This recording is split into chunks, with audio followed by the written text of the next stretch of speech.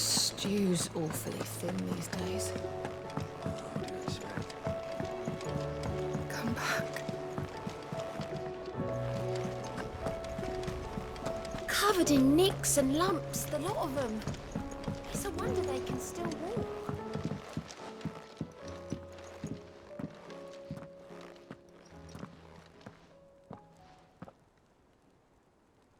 Where are you? Can I help you, Sid? I'm looking for Doris. Is she here? I'm afraid not. She's at Martha's Rest on a job. My job, actually. When she heard what the mission was, she insisted on going herself. Alone. Did she? What was the mission? Following up on some new information. Once they'd settled in, the bearers you helped liberate in the Dragon's Eyrie were keen to talk about their imprisonment. And about their captor. The slaver Cole's team were tracking when they were attacked by the Beastmen. I'll go and find her. She's at Martha's Rest, you say? If she's not moved on already, yes. I hope everything's all right. Why would Doris insist on going alone? Maybe Cole was right to be worried. Heard the bad news then, did you? What bad news? About Dravost. Blackthorn's old haunt. With the forge and all that. Well, anyway, the mine's just down the road from there are spewing at Aoife like no one's business. And the village? Safe from the flood for now, but they've got other problems. Akashic. Every creature in the area's either turned or on the way to turning, apparently. Zoltan and the others are living on borrowed time. They need help, and quick. Doris sent a few curse breakers to keep an eye on things, but there's only so much a couple of scouts can do. Except get eaten. If something ain't done soon, the whole place will be overrun. I won't let that happen. Didn't think you would. Does Blackthorn know? I thought it might be better if he didn't. He'd only do something stupid. You reckon we should tell him? No. It's better this way. Yeah, well, I can't stand about knowing what's happening out there, so I'm off. I'll see you in Dravost.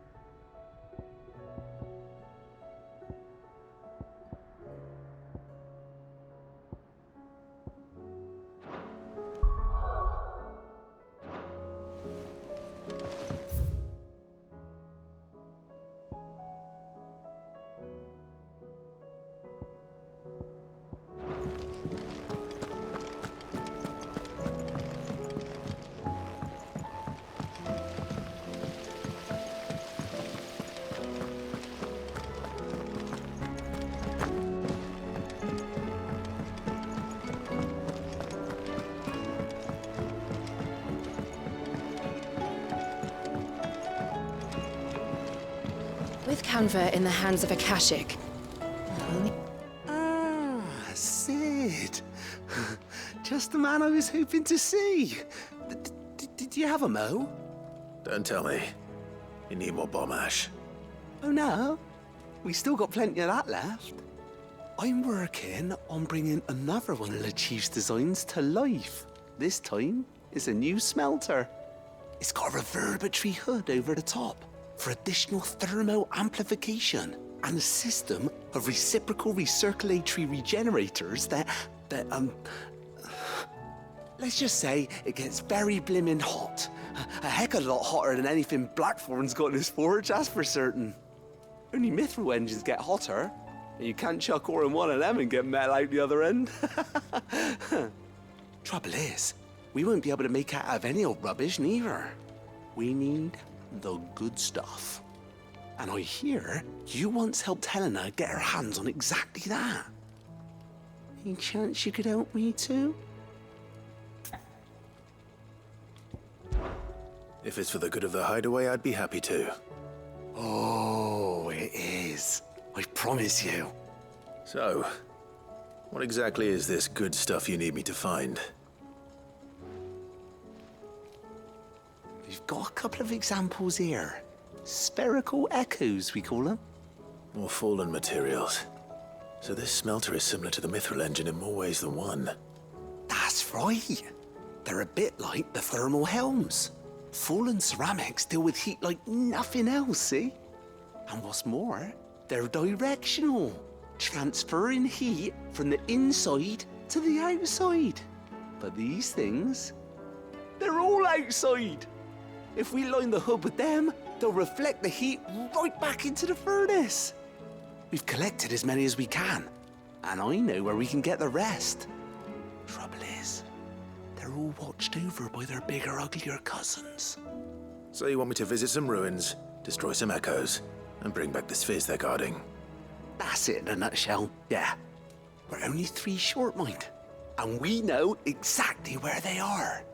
There's one up Amber Way, in that ruin that they call Lost Plume, and another in the Silent South, over in Dalmekia. Last one is in the ruins of Advent, which is in the Empire. All right then. Wish me luck. It'll do. I'll be keeping all my fingers and toes crossed.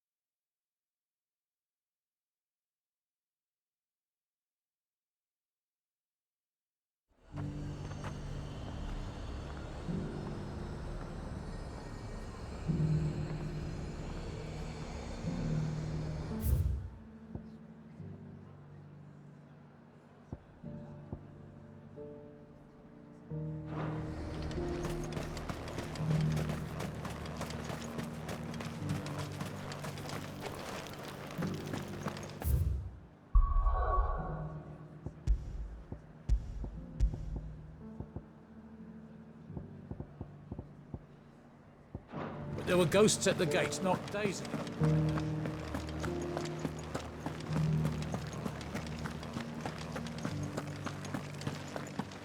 Those things I said before about not being able to...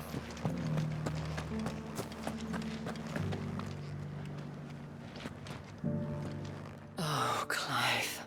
What am I to do? My wards and I may soon be without a home. What's happened?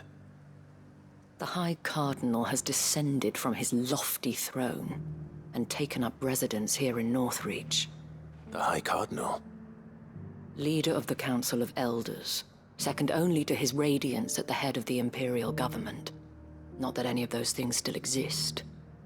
Now he goes by his noble title, the Duke of Oriflamme. And what does he want with Northreach? He wants to transform it into a military stronghold, a foundation upon which to build a new Sambrec. He's already secured the support of the various army remnants, with promises that they shall be afforded the respect they deserve in his empire. One built on the confiscated property of the people. He would rob the populace to pay for it. Believe me, I have used every means of persuasion to discourage him from this folly. But for whatever reason, he will not listen to me. What does Captain Philippe make of this? When the town was under attack, it was him the soldiers rallied around. Couldn't he use that influence again? How? By speaking out against one of the most powerful men in Sambrec. A man whose stated aim is to revive the empire Philippe's comrades swore to serve, and to improve the soldiers' lot within it. The captain can offer them a regular supply of gruel, and an occasional trip to the Vale to help them forget the terrors they face each day. The Duke offers them a vision of strength and safety. No. Any attempt to incite mutiny would cost Philippe the support of his men, if it did not cost him his life. But given the mood around town, mutiny may yet be unavoidable. The people have little appetite for further deprivation, least of all when it serves only to elevate others. And who could blame them? Clive, would you appeal to the Duke on my behalf? For your services to Northreach, you have the respect of the soldiers, and they will take you to His Eminence if you ask them. And unlike Philippe, no bonds of loyalty prevent you from speaking your mind to the man. Well, will you try? You could hardly fare any worse than I did.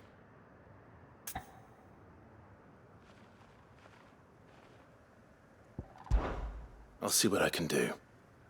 Thank you, Clive. Tell me then, where will I find this Duke of Oriflamme? In the garrison?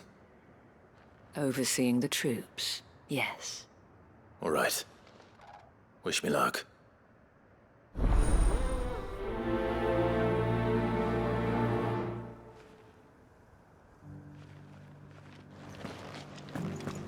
I may have met this Duke before, at the Remembrance Ceremony.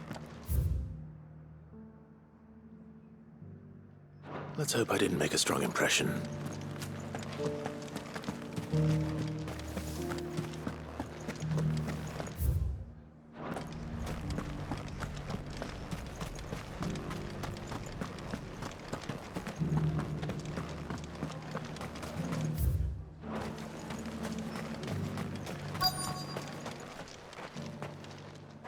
Halt! Oh, sorry about that. You're the dame's man, aren't you? You got some business with the captain? No, actually. With the Duke. I was hoping I might be able to speak with him. We're under orders not to let any civilians pass. But you should be all right. His Eminence has heard all about you and your heroics. Wait here. I'll go and ask.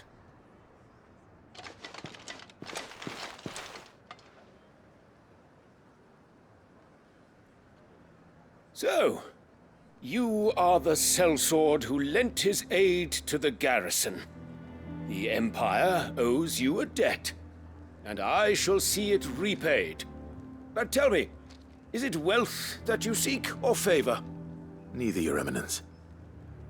I thought only to inquire about your plan to turn Northreach into a stronghold. Ah, I see. You are worried the expanded garrison will render your services redundant. Yet you needn't be. A proud fighting man like yourself shall always have a place here. Pride of place, in fact. For too long has the contribution of the noble soldier been under-reckoned. But no more. For it is they who shall see the Holy Empire rebuilt, beginning right here in Northreach. Why here, Your Eminence? The town has been fortunate enough to escape largely unscathed from the recent troubles.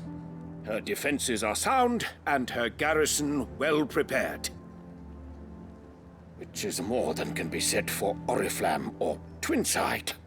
The Empire wants for a capital, and I believe Northreach to be the perfect place. With Caer Norvent as her citadel. Once we have seen to the refortification of both the town and the castle, we need only build a wall around both to create a city that would be the envy of the twins. Plans are already underway for the construction. Soon enough, These thralls shall learn that they are no match for the might of Sanbreque. I fear you underestimate how dangerous these creatures are, Your Eminence. Should they return in force, you will need all the people of Northreach to come together in defense of the town. Something they may be loath to do if they've been deprived of their worldly goods. The people will do as their leaders command. If Sanbreque is to be rebuilt, she will require a functioning government. One whose authority is beyond question. That is why this levy is necessary. So that any man who wishes to join the army might do so and be fed, outfitted, and paid as befits a defender of the Empire. And yet there are those who persist in peddling the treasonous lie that I seek to steal from the people and drive them from their homes. I suspect they're afraid of losing what little they have left. Precisely.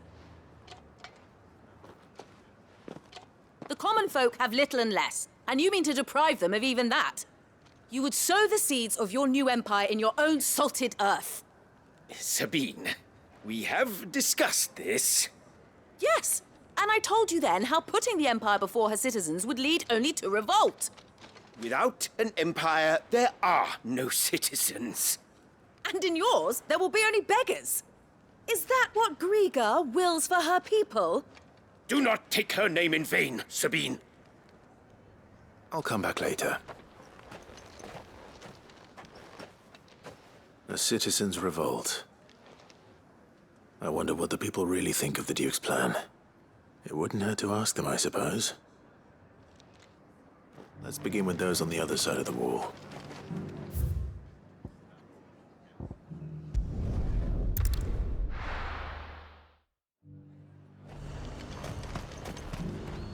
Welcome, welcome. An excellent choice. I do like a customer who knows what he wants.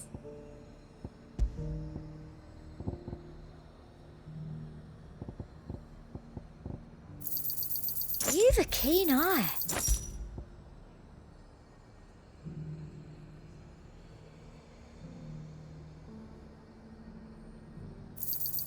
I do like a customer who knows what he wants. I doubt you'll get more than that in the capital. I've been hearing a lot of talk about a certain Duke. Nothing good, I'll wager. Going around acting like he owns the place. And with hardly a word to the dame. This is her town, not his. I take it you'd rather she was in charge. As far as I'm concerned, she still is. Just need his eminence to sod off back to Oriflamme.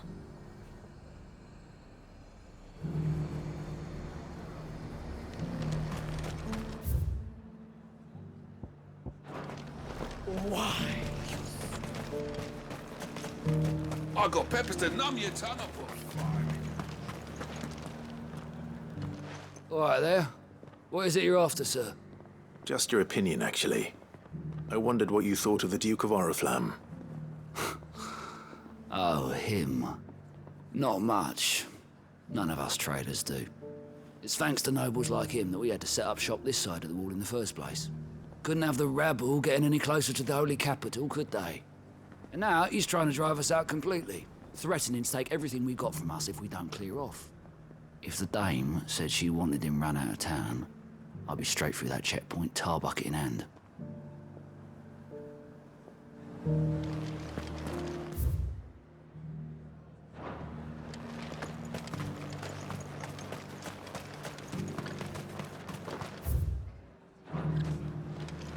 I heard the dame got an icon to rid the meadows of those guys. A question, if you don't mind. What do you think of the Duke of Oriflamme? Don't get me started. You build a life for yourself somewhere, only for some noble to turn up and tell you you've got to hand it all over to him. If he thinks his name and his chains give him the right to empty our purses, he's in for a rude awakening. We'll do whatever it takes to keep what's ours. Whatever it takes. Well, the people seem united enough. What about the soldiers?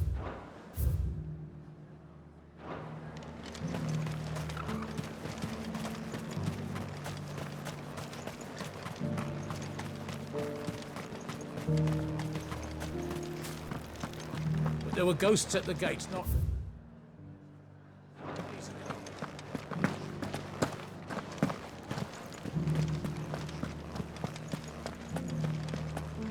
Those things I said before about not being able to... Excuse me, do you have a moment?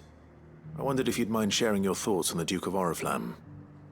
Well, he's made a lot of enemies coming in the way he did.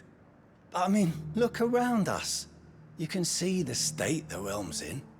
The traders might not like having the screws put on them, but if they volunteered a few more of their hard-earned gil before things got bad, maybe they wouldn't have to. I think the Duke's got a point when he says rebuilding the Empire's the best way of making sure we're all protected.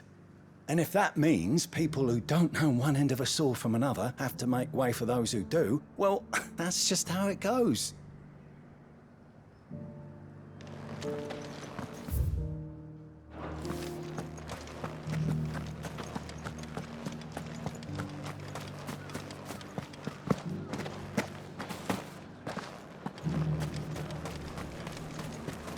As long as you remain, the Veil will see to your needs.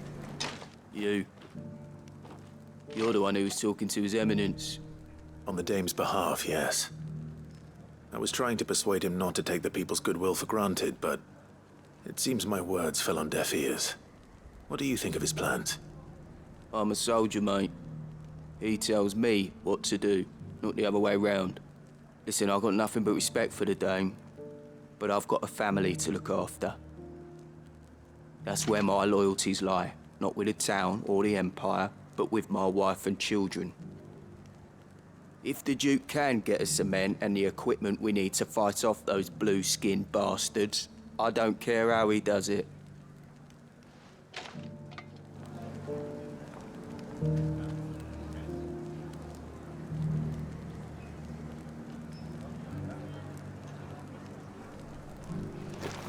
I left everything in the capital. Oh.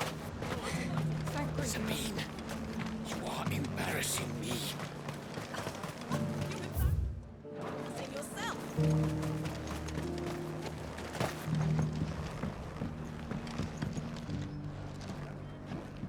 I hear the Duke of Oriflamme plans to turn this town into some sort of fortress. Do you think that's a good idea? It's not for me to say. All I know is that unless the Emperor orders me otherwise, His Eminence's word is law. Look, no one likes all these taxes and tariffs, but empires don't come for free. Once Sanbreque is back on her feet, we'll all reap the benefits. Let's see what Philippe makes of all this.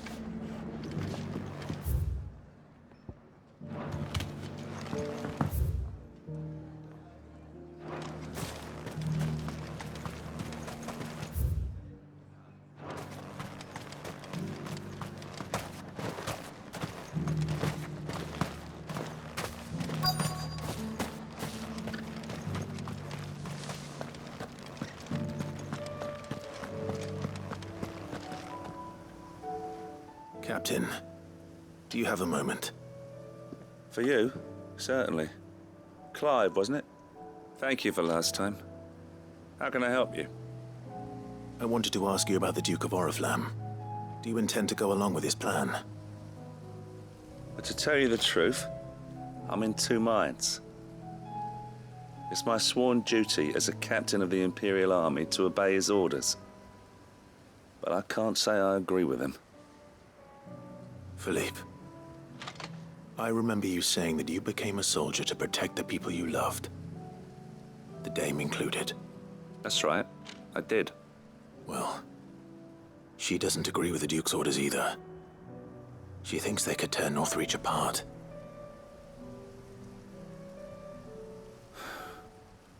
And she's probably right.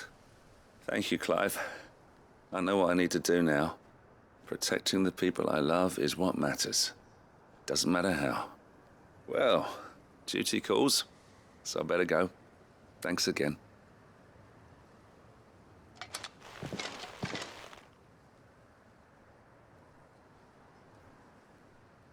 Seems Philippe wants to do the right thing at least. I expect Isabel will be pleased to hear that, if nothing else.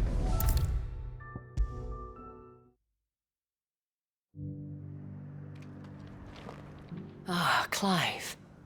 How did you fare? Were you able to speak with the Duke? I was, but...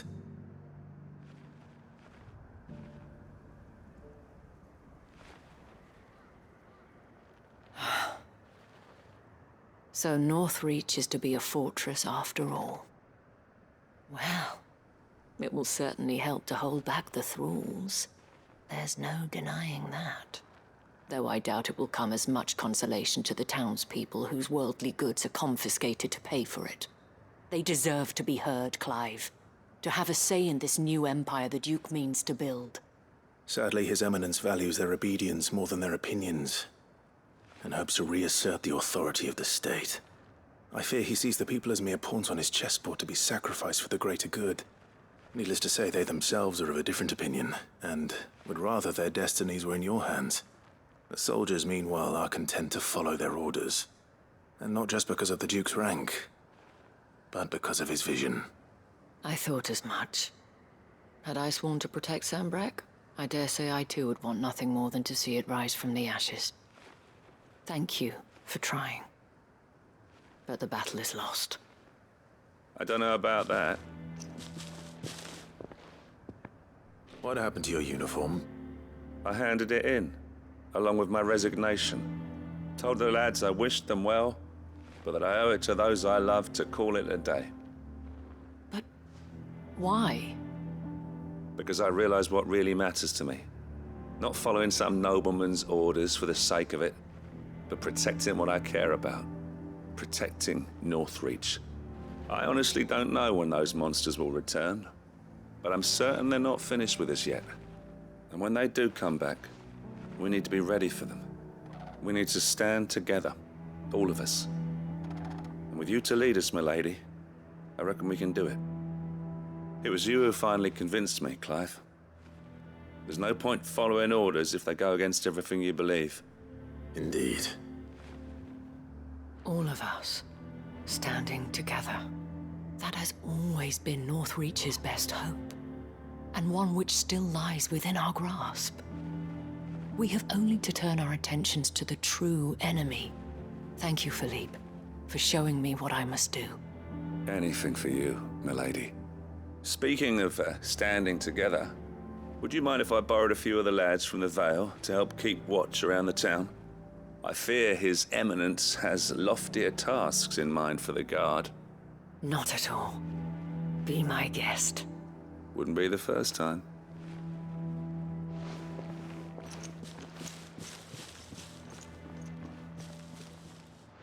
There may be hope for Northreach yet, especially with men like you and Philippe to champion our cause.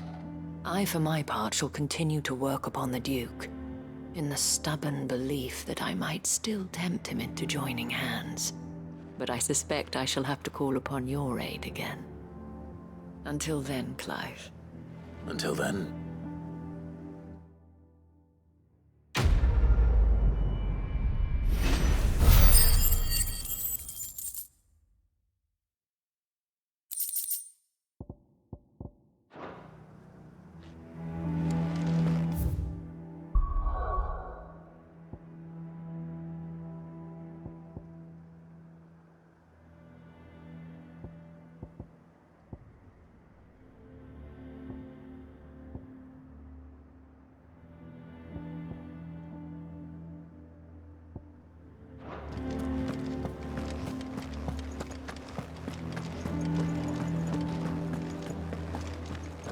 Those things I said before about...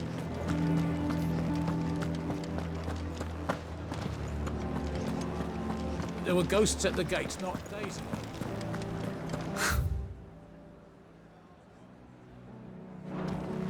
Let of us believe these ghosts exist.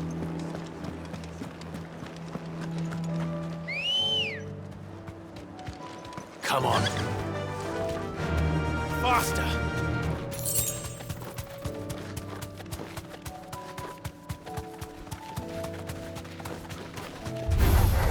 kind to fight.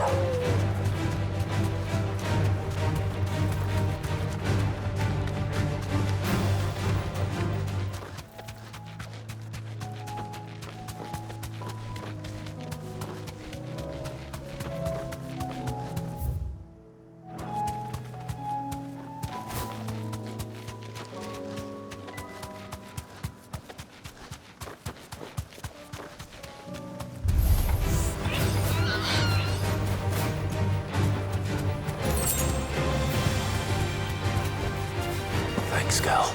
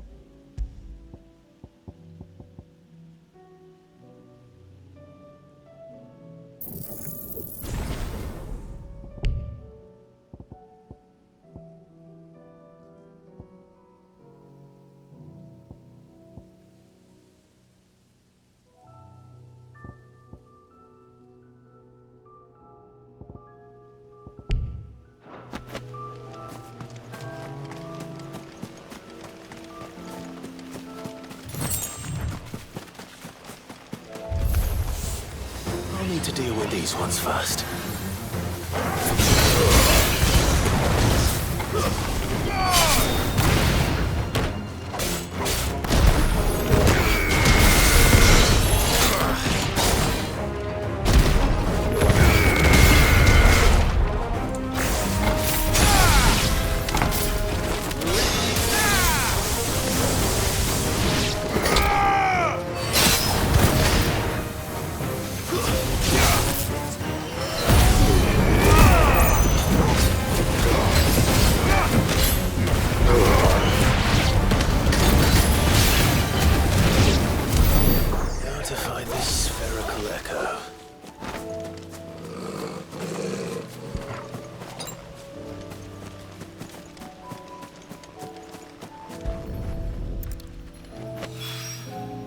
This is it. Right then. Just two more to find.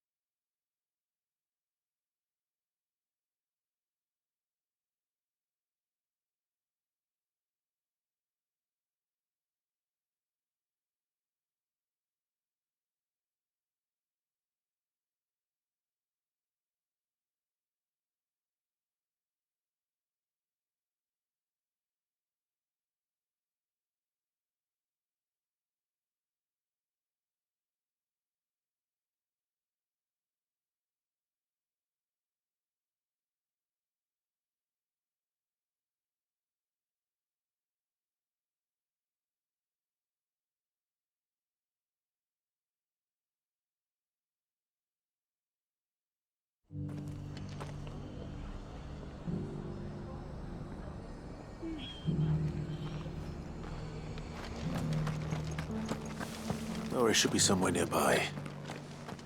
Assuming she's still here.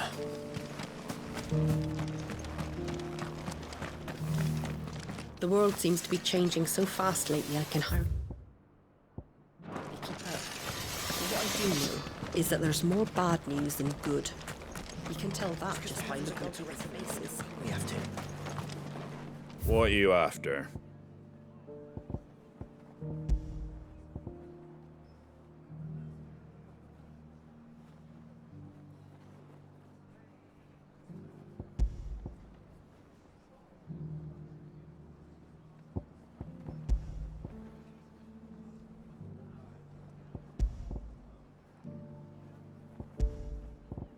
Take care out there, eh?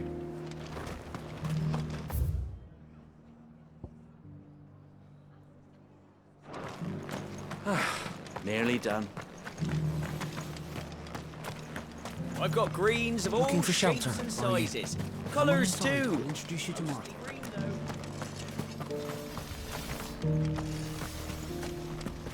It doesn't still hurt, does it?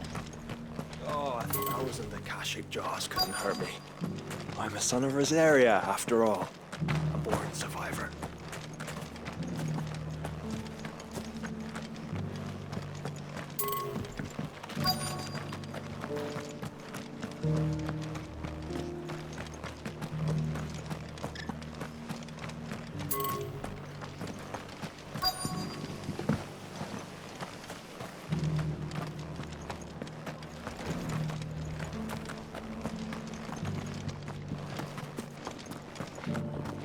Want to know how to tell if the world's going to rack and ruin?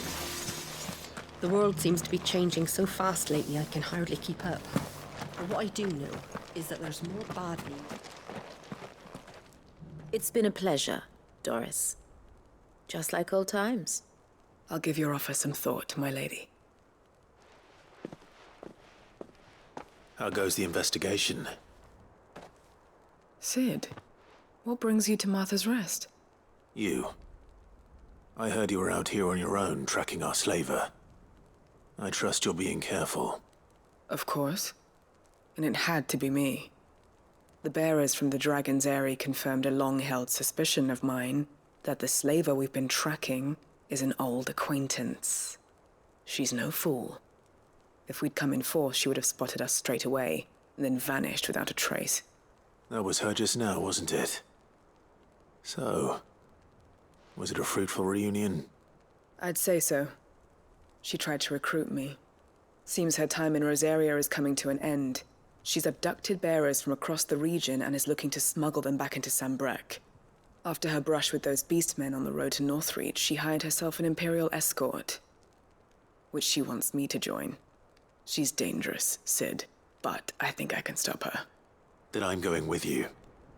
I'll take care of the escort. You can see the bearers to safety. Where are they? The Baum Archers, soon to break camp. You go on ahead. I'll follow once I've sent word back to the hideaway.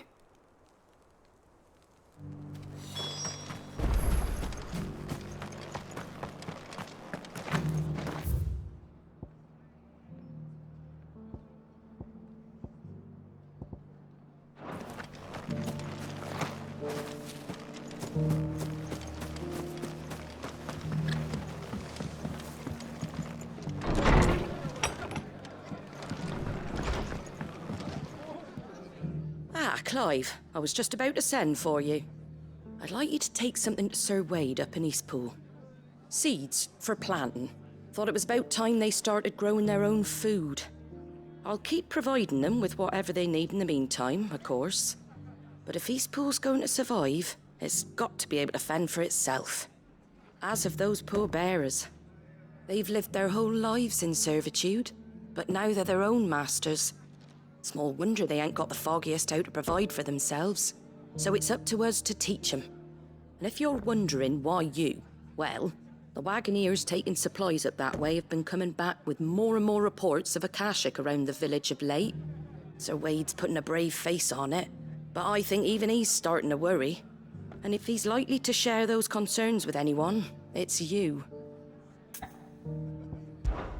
All right. Thanks. Wouldn't ask if I didn't have to. There. That should be enough to keep him in Gazal Greens for a few years at least. Gazal Greens. Not the most mouth-watering crop, I'll admit. But they're hardy, they grow fast, and they fill a hole. Better that than something that'll wither away at first frost. And chocobos love 'em too, which is no small thing. When I say all of us need to pull together to get Eastpool back on its feet, I mean all of us. They ain't exactly succulent, but cook 'em right and they're just about bearable. I'll take your word for it. Anyway, Sir Wade'll know what to do with them. And if he don't, well, I'll go up there and show him myself. I'm sure you will.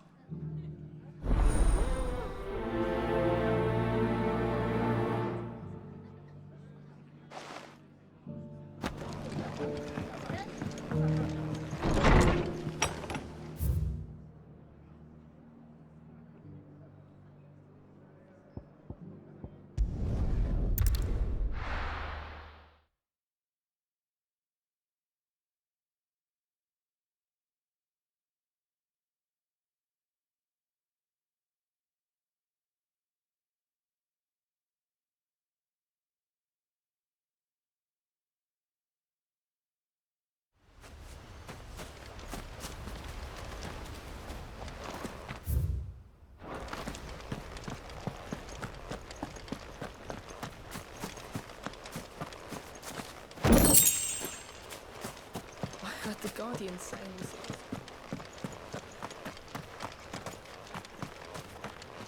Ah, Lord Rossfield. What brings you to Eastpool? A delivery from Martha.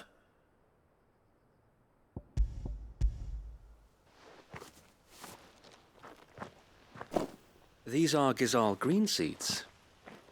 Martha's keen to cut the apron strings, then, is she? I jest, of course. You see, I had thought we might be able to revive the old wheat fields, but they'd long since gone to seed, only without the seeds. Martha was hoping you might be able to show the bearers how to plant and tend these, so that they'll be able to fend for themselves. That's not a bad idea. These bearers had only recently escaped their bonds before we brought them here.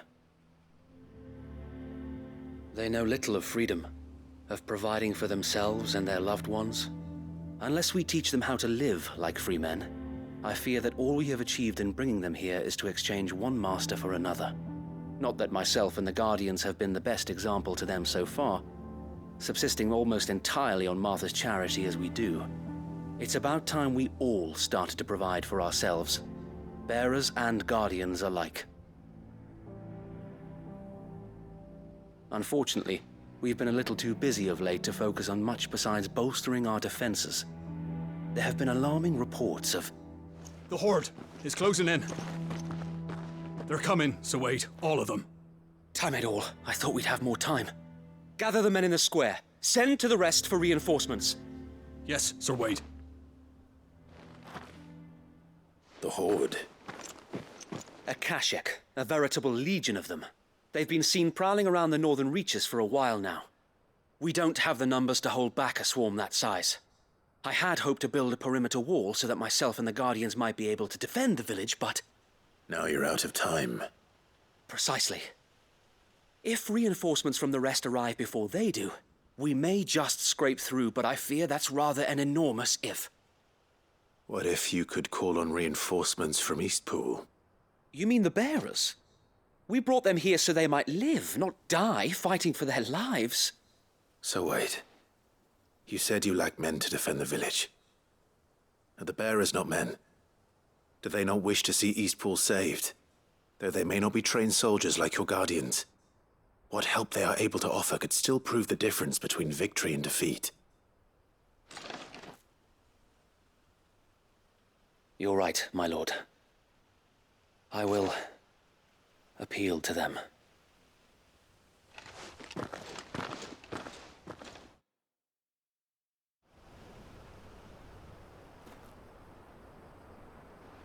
My friends, I humbly beg your aid. We Guardians are few and our enemies many.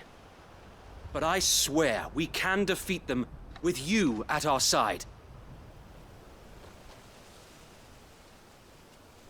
You would send us to the slaughter, to serve as bait for those fiends so that you and your men might be spared. And to think we trusted you. Say what you will, a home is not worth dying for.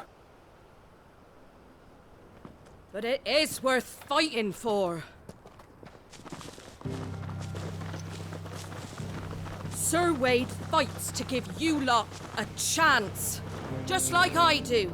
Just like Sid does. We all wanted to give you a home where you could be free. And you got one, didn't you? This place, Eastpool. This is your village. Your home. And if you don't fight to protect what's yours, you'll lose it.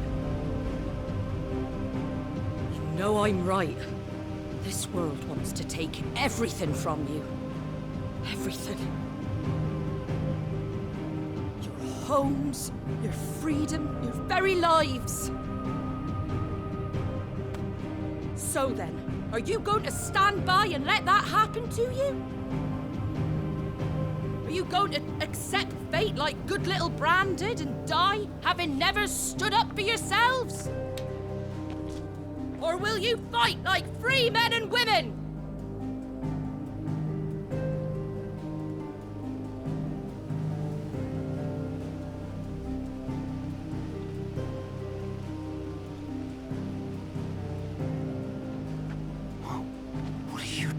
All right.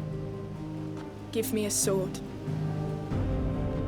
I never dreamt I'd have a home of my own. And now that I have, I don't want to lose it.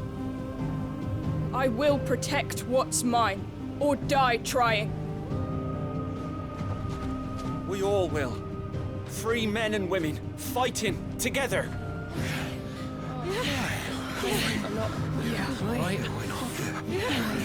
For Eastpool! For Eastpool!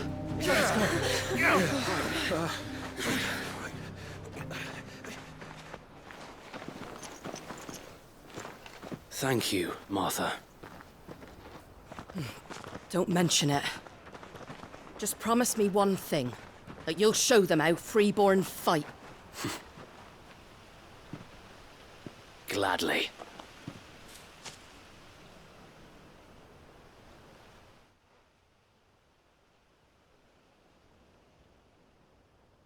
Well, if it was numbers you were lacking, you certainly won't be now.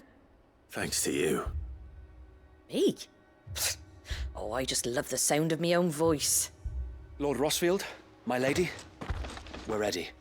So what's the plan of action? We'll divide our forces into several small detachments, each made up of guardians, bearers, and guards from the rest. These will position themselves at strategic points around the village. Upon engaging with the Akashic, each detachment will keep the creatures occupied as best they can, steadily retreating all the while. You're going to lure them into the village? I am. We will have neither the time nor the resources to treat the wounded, so injuries must be avoided at all costs. Instead, we will focus purely on defense at first. By coordinating our withdrawal through the use of messengers drawn from among the bearers, we will aim to have the swarm converge at a point of our choosing. With luck, that point will be the village square, the perfect place for our most able warriors to surround them and fall upon them, and for you and I to finish them off. A sound plan, but one that'll require a leader with a cool head and strong nerves to coordinate the retreat. I'd say you have both in abundance, Await, but you'll be needed. Please, leave the last of the fighting to me. Ha! And let you have all the glory. Sir Wade! They're here! Then you know what you must do. We work together, everyone playing their part, each shielding the other that no man might fall, that Eastpool might live on. For Rosaria! For Rosaria! We've no time to argue, my lord. I'll do as you ask. And I will do as you ask. Suppose we'd better do our bit too then, eh? Right you are, Martha.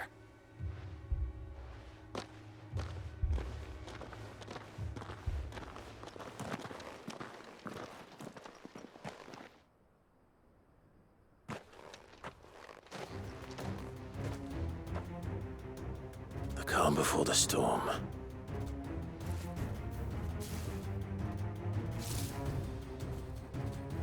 And here it comes. I will not let this village fall.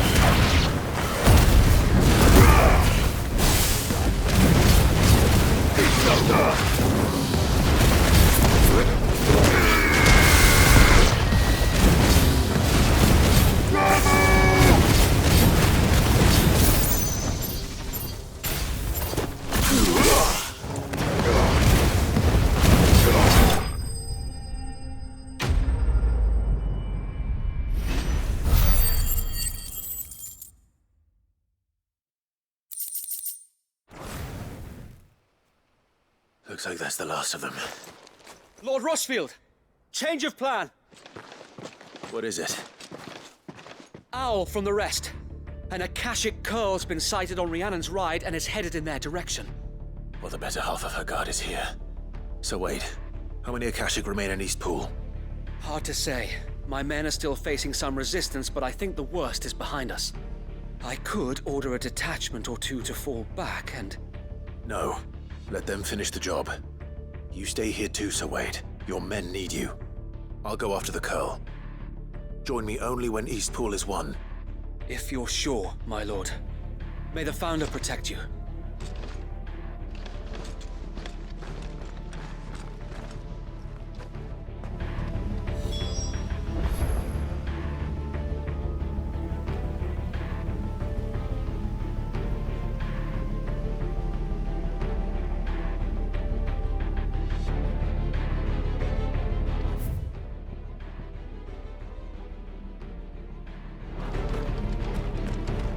This is no time to ride.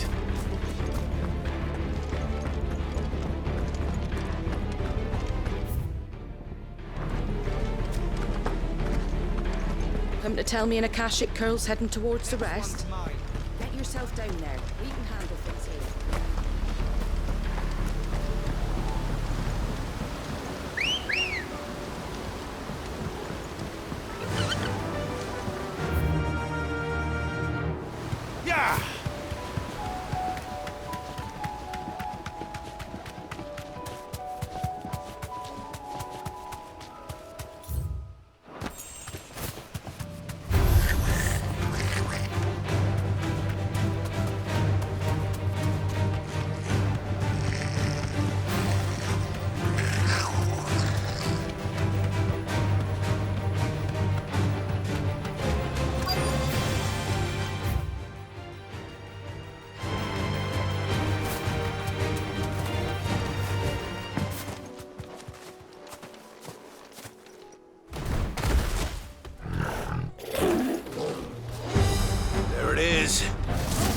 With me, Torgal.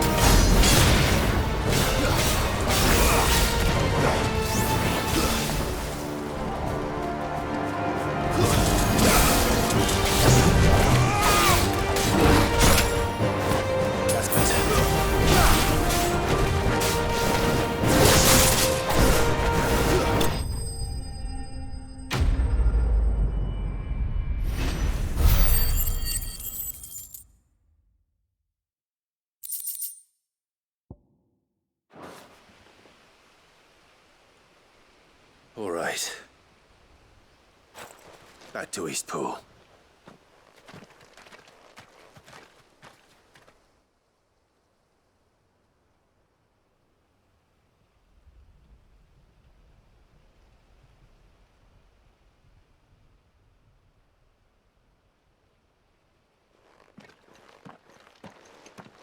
Lord Rossfield, the Curl, is it? It's dead. Thank the Founder for that. And for you, my lord. We were able to eradicate the rest of the Horde. I have guardians posted around the village to keep watch for further attacks, but all seems quiet for now. I hesitate to say it, but I think it might be over. I think it might.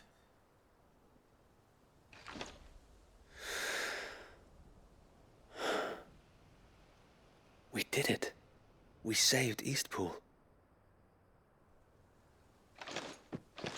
Thank you, my friends. Thank you. No, Sir Wade. It's us who should be thanking you. You brought us together. Showed us what it means to fight for what you hold dear. We never had nothing to call our own before. We didn't know what it meant to protect it, but now we do. We really do. Forgive us, Sir Wade. You and your people saved us, and still we doubted you. But there's no doubt in my mind anymore. We're free men now, so we have to start acting like it. We have to fight to protect what's ours, to protect Eastpool. And we shall. We all shall. Together. This is our home. And if anyone or anything tries to take it away, they'll have us to answer to. Come on then. Let's get to work. This village isn't gonna rebuild itself.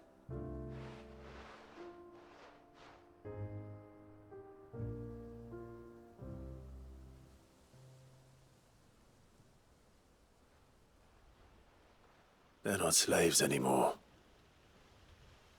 No. They're Rosarians. Your father took pity on the bearer's plight, and I believe if he were still with us today, this is what he would have wanted. I believe you might be right. I shall remain here, my lord, and do what I can to help rebuild the village.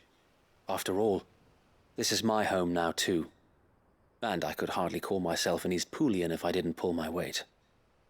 I think you'll find it's Eastpudlian, Sir Wade. But you should be proud all the same. I'll have to pull my weight too. Can't have the rest getting outclassed. Speaking of which, I ought to be getting back. Can we continue to count on your support, Martha? Of course, and I'll be counting on yours too. Us Rosarians have got to stick together, haven't we? Indeed we have. And Clive, come by the Golden Stables when you get the chance. I ain't paid you for delivering them seeds yet. All right. I will.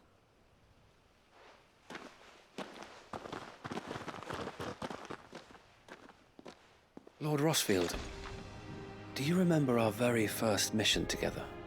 Clearing the goblins from the Stillwind Marshes? How could I forget?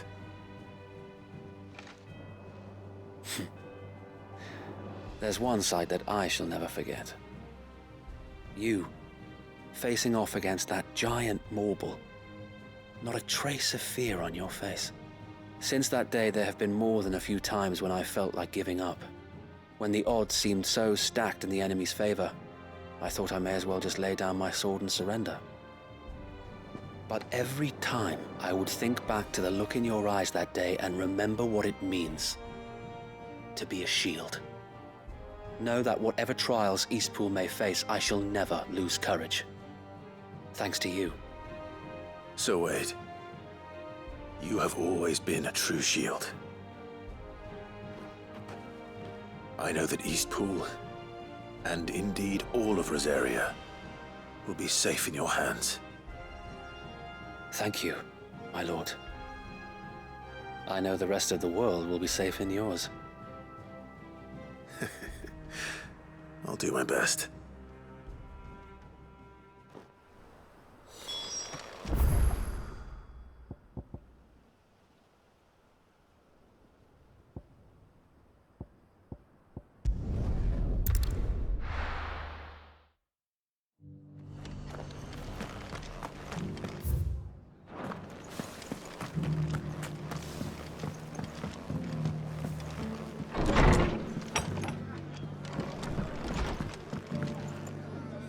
The hero returns. It's lucky you came by when you did, eh? Not only did my seeds get delivered, but you went and saved Eastpool and all. I just did what I could. And it's only right that you get rewarded for it. Take it before I change my mind. Thank you, Martha. So, Eastpool's finally back on its feet again. And a home to free bearers. Who'd have thought we'd see the day, eh? Well, it was your idea. I know that, but I never stopped to think what it would mean. Bearers in charge of themselves, thinking for themselves, working for themselves. Like your hideaway, but not even hidden away. Though I suppose the rest ain't much different nowadays. You know, bearers living free like that reminds me of when I first met Sid. Loath as I am to recall that particular day. I take it you didn't always see eye to eye. What happened? Well, If you really want to know, I started doing what I do long before I met Sid. In fact, that's how I met him. Or at least how he came to meet me. He showed up at the stables one day, asking questions about who'd been buying up bearers. Founder knows what he thought I was doing with them. Running a hunt, poking around in their innards. Something awful, anyway. Me, I thought he was a new constable. Thought the game was up. But somehow we both managed to work out what each other was about. And before I knew it, the cheeky arse was rattling on at me about how I was doing it all wrong. After all my hard work. Told me I was giving them relief, but not freedom. That my bearers were still dying as slaves. Got right under my skin, it did. Told him if he didn't like it, he could bugger off and report me to the garrison. And do you know what he did? He smiled. And then he laughed. And then I did the same. We made a pact that day, that whenever one of us was in need, the other would always be there for him. And you were? Well, we both wanted the same thing. To make life better for bearers. Just like your dad. Do you know I was born right around the time Elwyn became Archduke? Growing up, I saw how he tried to change things. He certainly didn't lack for ambition, that one. Indeed. But the loftier one's ambitions, the harder they are to achieve.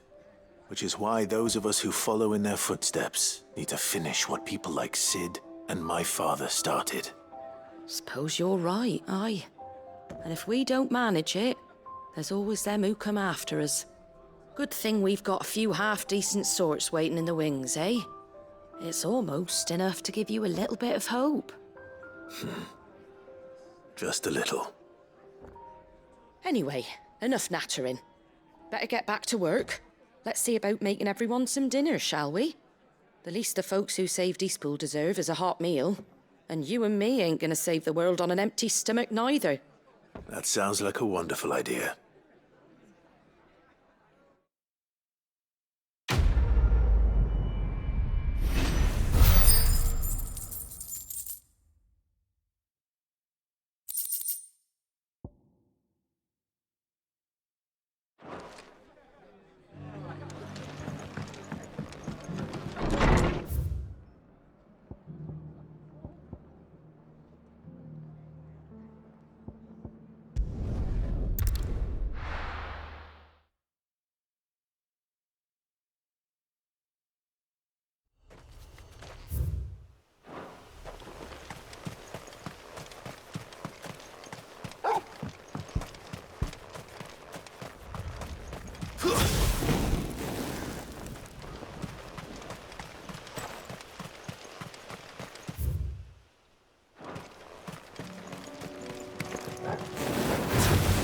Time to fight. Titan!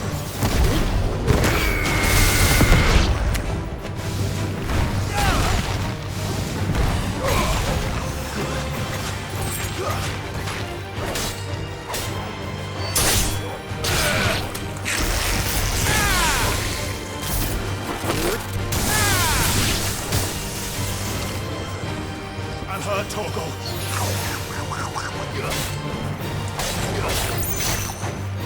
To me, boy.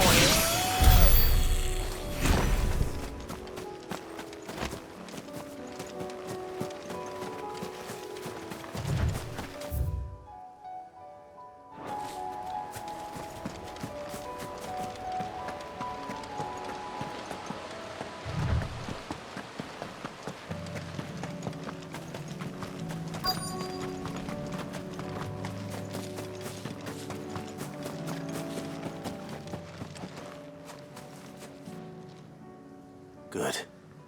They haven't broken camp yet. How did Doris come to know a slaver, I wonder?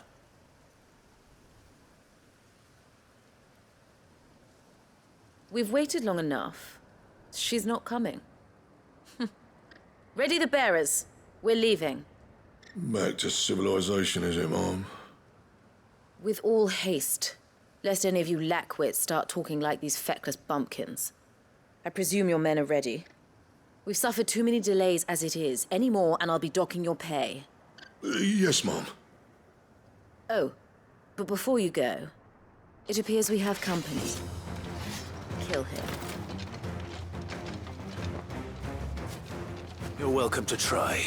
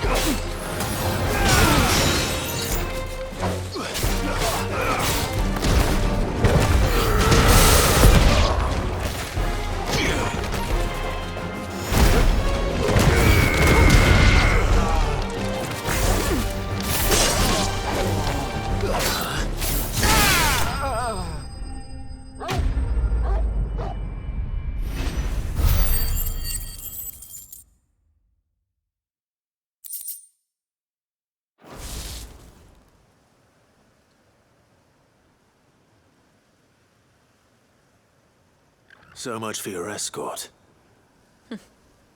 You'll forgive me for not avenging my men. I'm not the swordswoman I used to be. I surrender. Do with me as you wish, Sid the Outlaw. Sid! Ah, Doris. I take it you're not here to rescue me from our brooding renegade? You know, I always wondered where you'd vanished to. But casting your lot with this criminal of all people. Better fighting for a cause than killing for coin. I'm sorry, Sid. I should have told you sooner. This woman, my former master, once trained bearer children to be weapons in service of the highest bidder. She raised me like a daughter, and I did terrible things to earn her favor. It wasn't all terrible, surely. We had our fun, too. You were always so eager to learn, and had such clever hands. All my other children took either to the blade or to the books. Always either or. But you proved yourself a master of both. That's why I kept you for my own. How about it, my little dagger? Care to swear that blade to me again? I never swore my blade to you, nor will I ever. I fight for a higher cause, to liberate the bearers of this world. Farewell, Master. Thank you for making me the weapon I am. You always were a righteous child. Perhaps that's the reason I loved you so.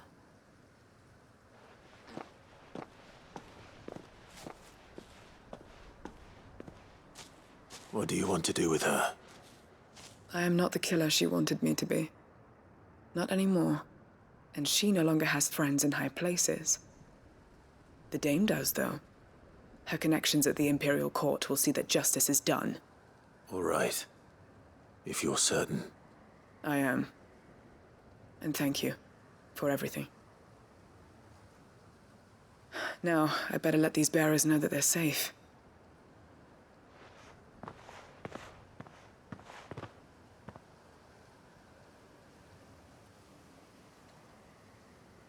And I should head back to the hideaway and put Cole's mind at ease.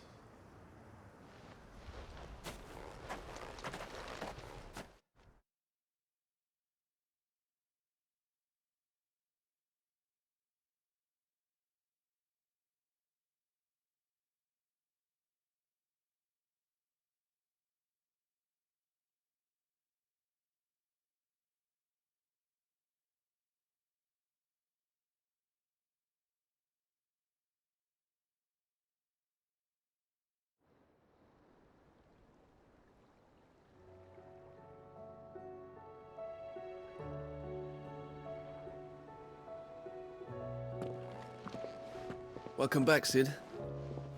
Doris's message just arrived. I hear you saved more bearers from being smuggled across the border. With any luck, they'll be joining us in the hideaway shortly. Oh, and your letter. You don't need to worry about Doris anymore. I'd been hoping as much. She mentioned one or two things in her report. So the slaver we'd been chasing all these months was her former master. Wish I'd known. She's been arrested, by the way, over in Sambrek. Went quietly, or so we're told. And she won't be getting off lightly. The Empire may have no love for bearers, but it's none too fond of black market traders either. Can't have been easy for Doris. I'm sure it wasn't. But don't worry. She'll be all right. I hope so. Suppose you should know, eh? You had quite the past yourself before you came here, or so I understand. Anyway, thanks again, Sid. The Cursebreakers would be lost without Doris. And you, of course. Keep up the good work, Cole.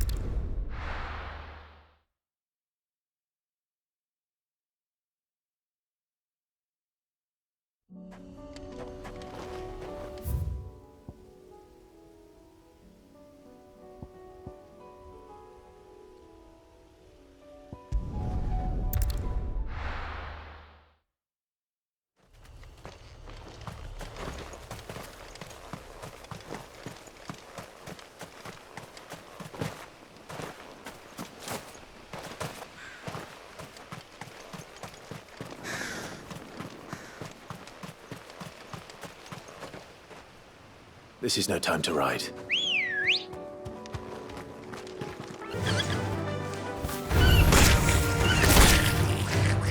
Faster!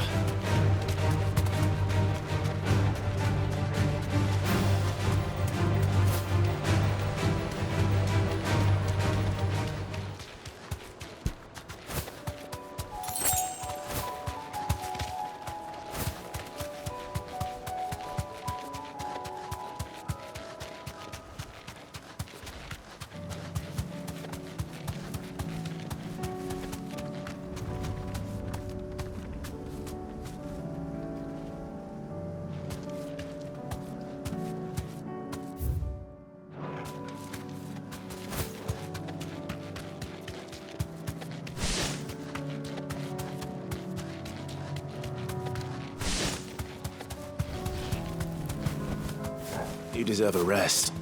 All right.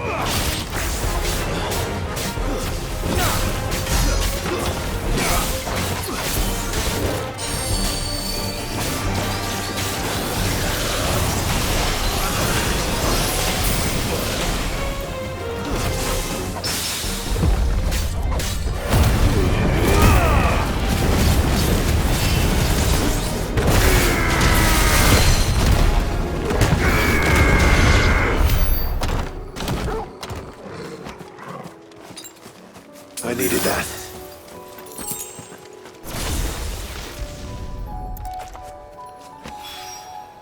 Two down, one to go.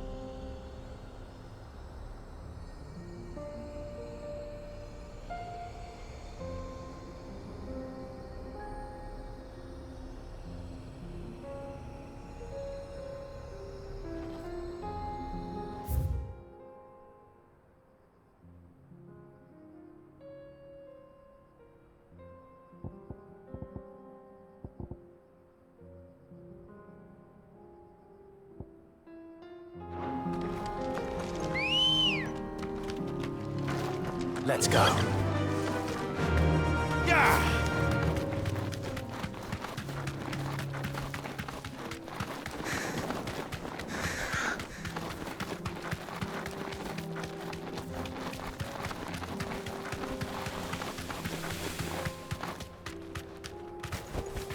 Thanks, girl.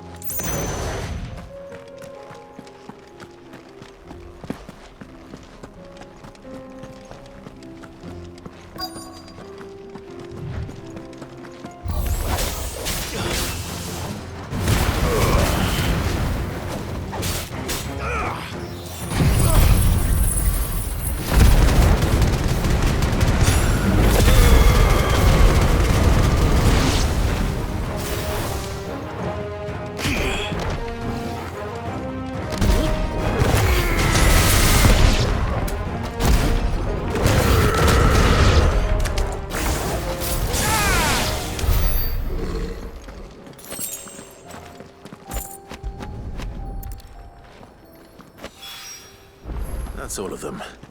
Oh, what?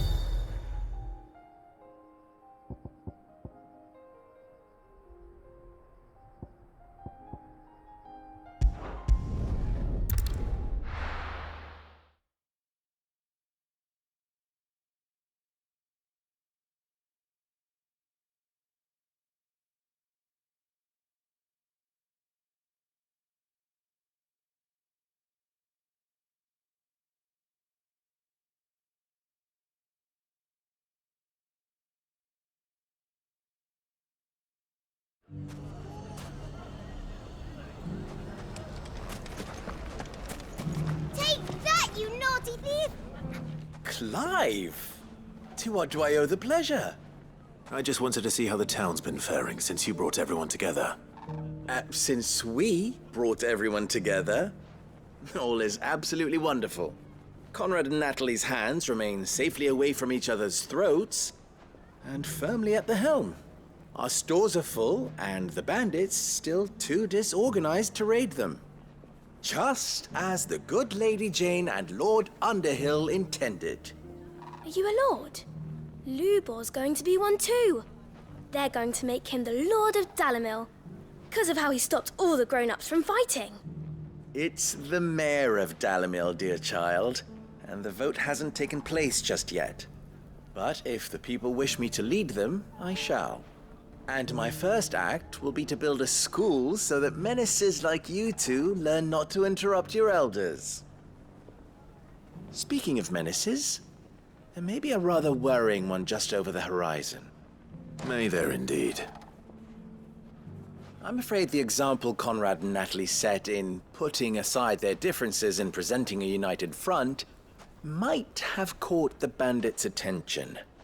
And they might have elected to take a similar approach. They have formed what one could call a League of Outlaws, and they grow more organized by the day. But we'll fight them all off just like last time, no matter how many of them there are. Won't we, Lubor? Of course we will. If we continue to work together, we can overcome any challenge we choose to face. The longer we avoid facing this one, the more difficult it will be, until the only way to overcome it might be to run for the hills. Our best hope is to nip these efforts at organization in the bud, by finding those ne'er-do-wells who have yet to join the cause, and ensuring that they never do. Perhaps a certain Lord Underhill might be willing to lend us his aid once more? How could I refuse? Thank you, my lord. Victor will fill you in on the particulars. I have him stationed by the desert gate, receiving and collating reports from my scouts. Such an amenable soul. He reminds me of you. I'll go and speak with him.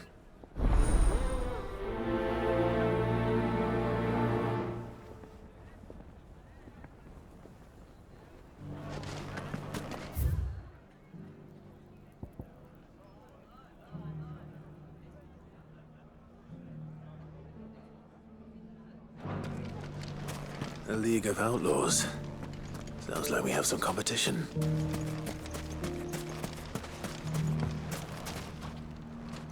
Still in Dalamil, Victor? Ah, Sid. I thought you'd have returned to Cosnis by now. I did. Then I came back. I've developed something of a fondness for the place. And having worked so hard to see it saved from one fate, it would seem remiss to abandon it to another. A sentiment Master Lubor certainly isn't shy about exploiting. Hence my doing his bidding yet again. You're not the only one. What does he want you to do? He asked for my aid in putting down the bandits. And he said that you might be able to help me find them. Then you've come at just the right time. I was on my way to speak with Conrad about how to organize our forces. There are more camps in the vicinity than we can safely strike at once. But we must strike together, and we must strike soon at as many camps as we can. We can't give this league of theirs time to rally its forces. All right. Which camp shall I take? There's one upriver. Just out there, across the dunes. Leave it with me.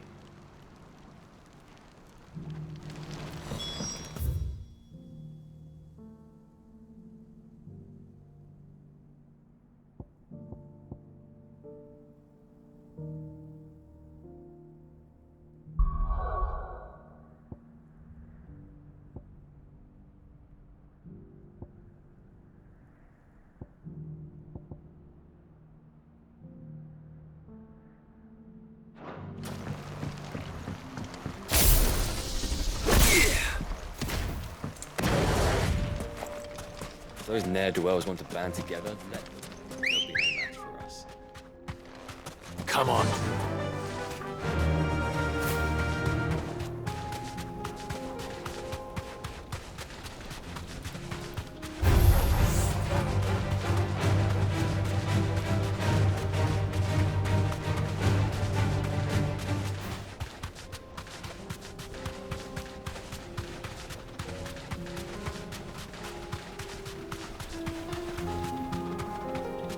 Straight home now.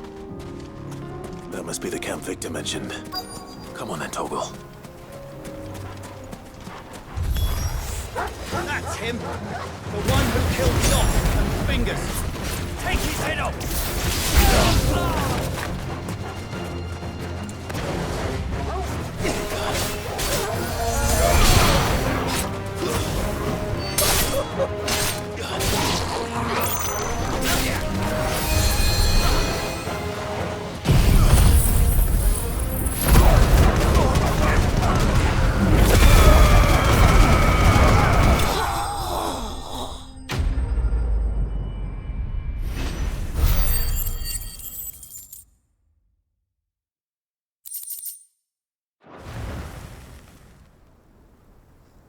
I'd better let Victor know. Sid, where are you? Ah, I see the bandits didn't pose you any trouble. No, but that's not why you're here, is it? No. Something's happened. We need you back in Dalimil. What is it? The whole town's in uproar. They're saying that Lubor is a bearer. What? Seems that one of our parties wasn't as thorough as they should have been. They let one of the bandits escape, and his escape route took him right through Dalimil. Some of the children spotted him, and he was about to silence them. And when Lubor felled him with a bolt of magic, and without a crystal. But that's not possible. It is, if he's a bearer and has been hiding it all these years, which is what people are saying. If he has, well, I wouldn't blame him. No man is branded by choice. Still, all those people see is a man who's lied to them all his life. One who was made a leader of himself when the world believed he should have been a slave. Fuck. I don't know where we go from here, but I know one thing. Lubor needs all the friends he can get right now. You're right.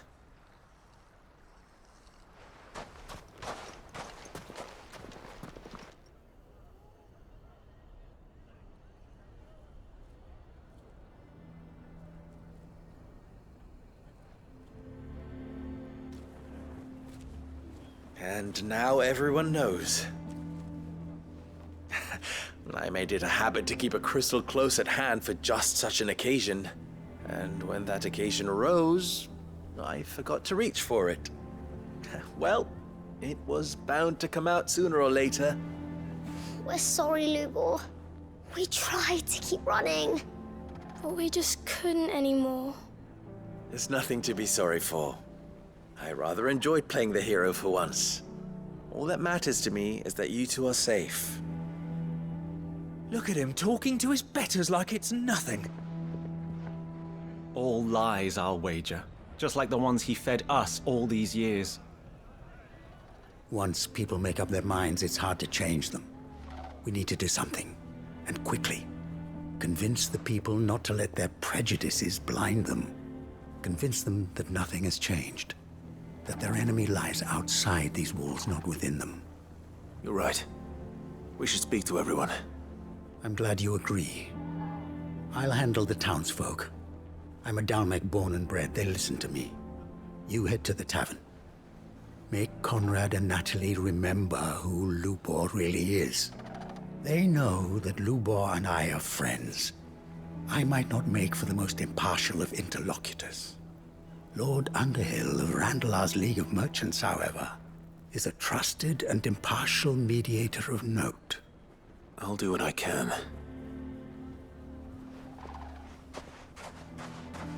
Lubor, stay here with the children. I can't promise anything, but we'll try. And that is all I can ask of you.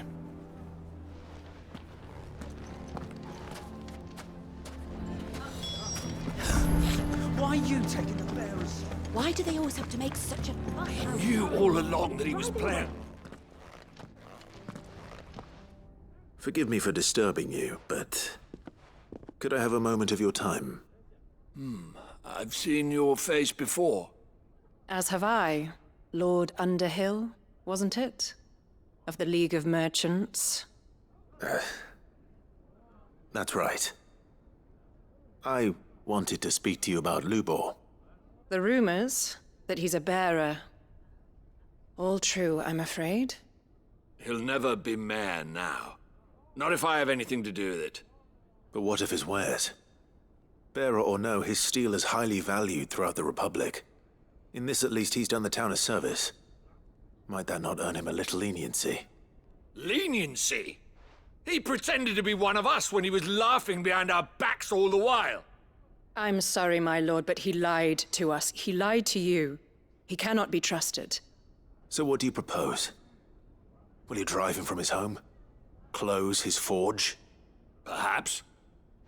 That is a question for the people of Dalimil, and they will thank you not to get involved.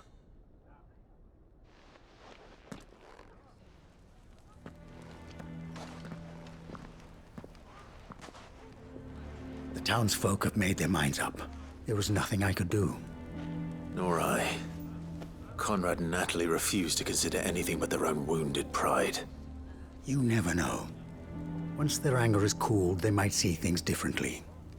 For now, we should report back to Lubor. All right.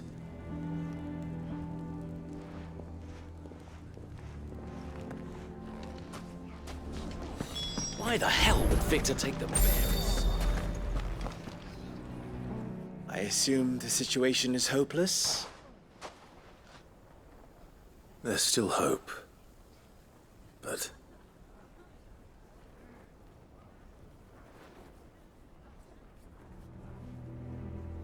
But perhaps not in this lifetime, I think it's fair to say.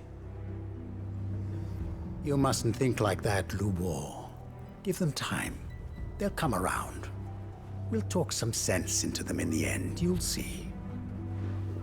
No, you won't. And your efforts would be better spent elsewhere. But Lubor... Rosina would often tell me that steel does not lie, that a blade is a reflection of the smith who forged it. To yourself be true, that was her point.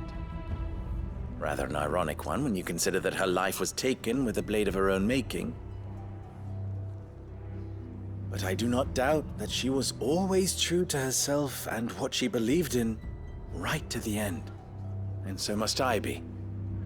I must do what I know to be right, no matter what others might think of me. And now, I know what that is. I must embrace my new role of villain so that the people of Dalimil have something to unite against. For only united can they hope to stand against the threat that awaits them. I'll need to make a suitably dramatic exit, of course. Don't go, Lubor. You're the only one who was ever kind to us. We'll be all alone. Again. Trust me, little ones. It is for the best that I go. Not only for the town, but for you, too. How could it possibly be for the best? These children need you. The least you can do is give the townspeople a chance to change their minds. They would not take it, Victor. It's over. Over, you say? And so just like that, you're going to throw this town and these children to the wolves? I thought you were better than this. But it seems you had me fooled as well. Victor. Forget it. Do what you will. You sure you're making the right choice, Lubor? Of those available to me, I believe it's the best one. Yes. Ah, but where are my manners? Here. Your reward for clearing out that bandit camp. Right then. I have packing to do. If there's anything I can do. Anything. I'll bear it in mind. Thank you.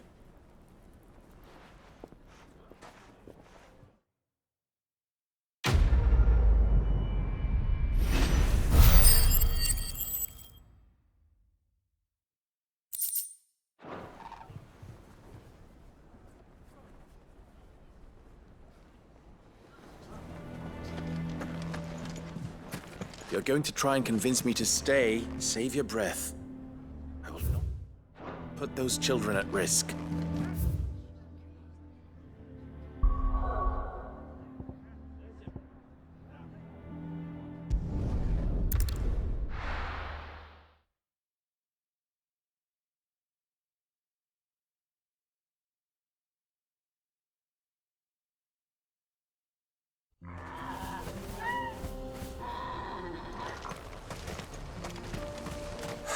So Dravost is still standing. For now, at least. If you can swing a hammer, you can swing a sword. I never thought I'd have to. Clive!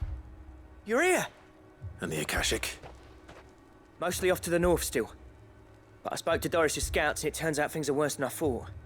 There's swarms of them out there. Told old Snotty to be ready to seal the north gate. That should buy us some time if we need it. Enough for the villagers to barricade themselves inside their homes, at least. Well done.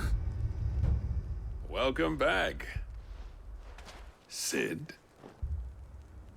I'd never have guessed, you know. Not if August hadn't let slip. Who'd have thought that the savior of Dravost would turn out to be the realm's most infamous outlaw? Keen to help us out again? I am. Thought you could sneak off without me, did ya? Blackthorn. Oh, what are you doing here? One of the scouts couldn't keep his voice down. Unlike my best mate who didn't think I deserved to know. Zoltan, how long's it been? Long enough for us two to turn into a pair of old codgers, I see. That your idea of an apology? Prick. Don't listen to him. You only did what you thought was best. For the village and that. I did, yeah. But that ain't the whole of it. Vulcan, our master, didn't leave the chiefdom to the two of us. He left it to me. The best blacksmith in Dravost, barring himself, of course. Bloody stupid tradition, in my opinion. If someone's got talent, you should let them practice their craft, not ask them to settle petty feuds and barter for grain. Our master wasted half his life that way. I wasn't about to let that happen to me.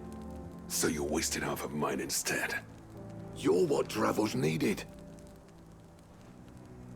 Under me and my precious ideals, this place wouldn't have lasted a year. So I left to devote myself to the work and spare you lot the consequences. I may be a selfish prick, but I only did what I felt I had to. What you had to do was your duty! Even if it meant we all starved? Enough. This is no time for bickering. You can finish beating each other up once Dravost is safe. Fine. I've said my piece anyway. Yeah, so have I. Sorry, Clive. I shouldn't have stuck my nose in. We're short enough on time as it is. Still, give us a mo, would you? I need to get my head straight before any of them Akashic try to bite it off.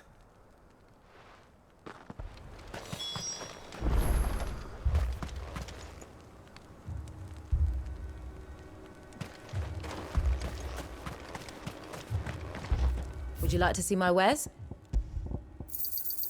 Here you are. Certainly. Here you are. Certainly. Thank you. Here you are. Thank you. May we meet again.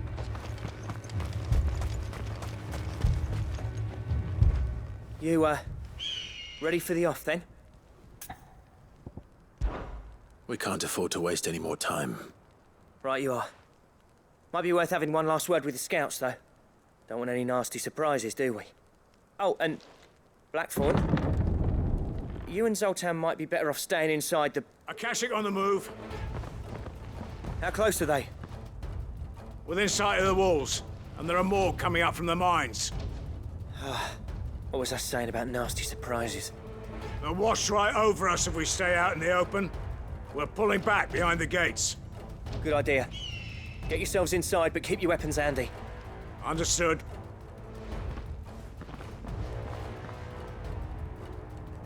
I'm prepared to fight if I have to. Well, let's hope you don't. That's our job. Once the scouts are inside, order your men to barricade the gates. No heroic last stands, you hear me? No fighting at all if you can help it. August's right. I've seen what Akashic beasts can do to armor. The people here are tough and willing, but they ain't equipped to face what's coming. I'm going out there. Start work on the gate as soon as I've left. I'll give you as much time as I can. And if they kill you? You evacuate. But it won't come to that. I promise. You'd better be right. Take good care of Dravost till I get back. Leave it to me. And give those things what for, yeah?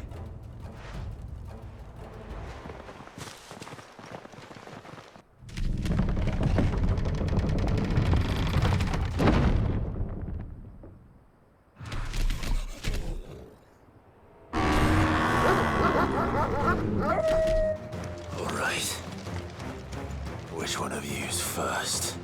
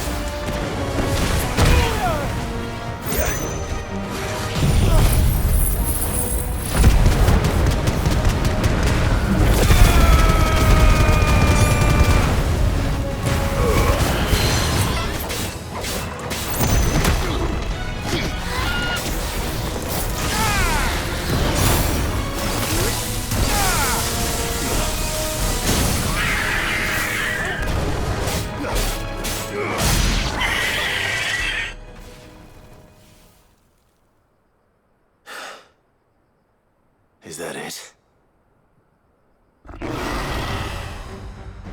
Apparently not.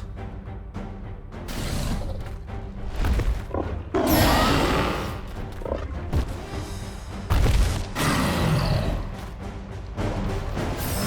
not getting past me.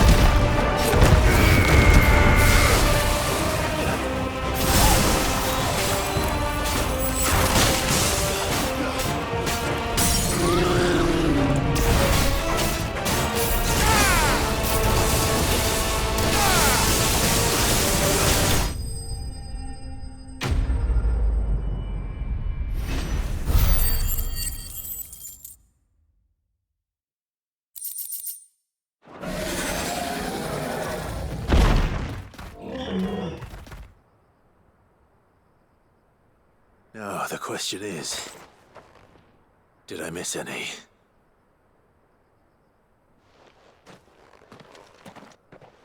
Man alive! You still in one piece! I slew as many as I could. As many as I could, he says. The old bleeding lot, more like it. Well, almost. Only almost. Yeah, one or two did try to sneak over the wall. But we got the bastards, don't you worry. Good. Though you do know, more will come in time. In time, yeah. But we can think about them later. Let's get you back inside.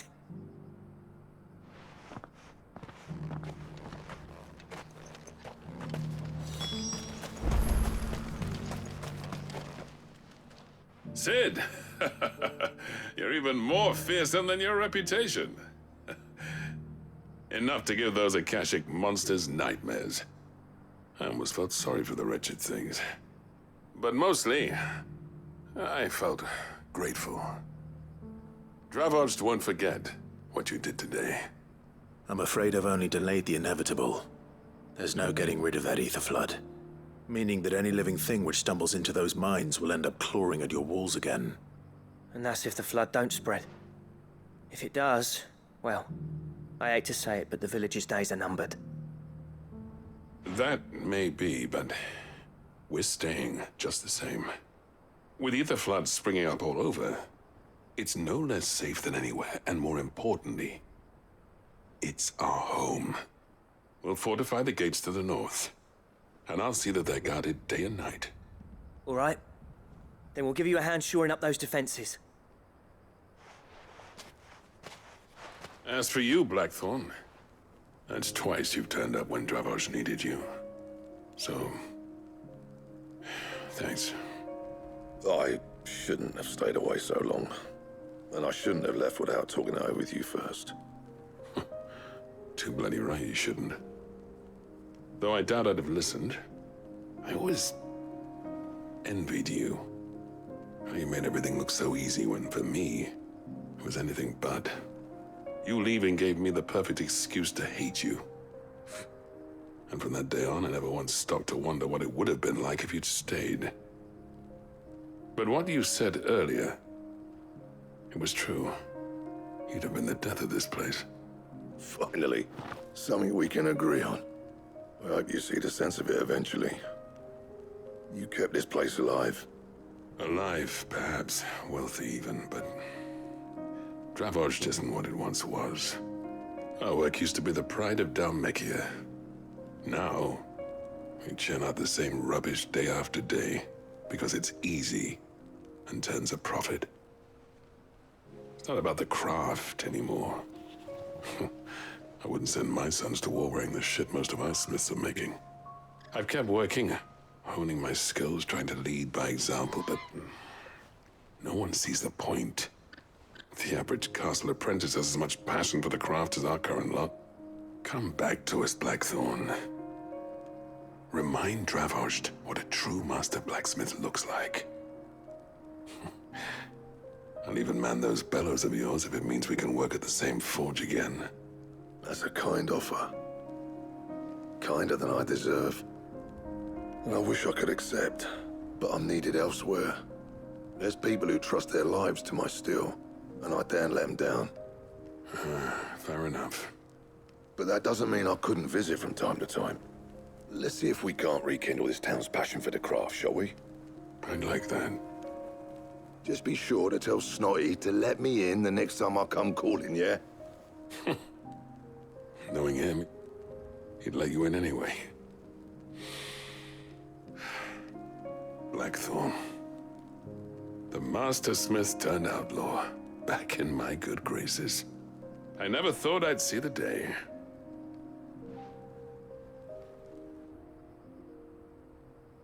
I'd say that went pretty well, wouldn't you? Even better than I'd hoped. Sid, I've got something for you.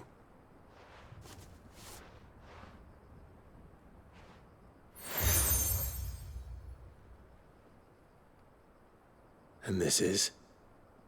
A token of our lasting gratitude. But I'm of a mind to make you a far grander gift. Designs for a certain sword have been passed down from chief to chief for generations.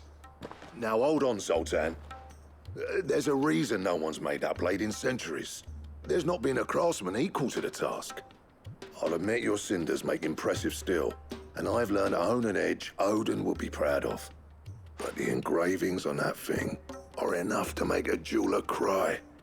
And they're not just for show, either. Have you forgotten what brought you back to Dravost in the first place? A certain ring? I knew I'd never surpass you with a hammer and tongs. So I turned my hand to a different kind of metalwork. Between the two of us, I'd say we're the equal of any master craftsman ever to have graced a forge.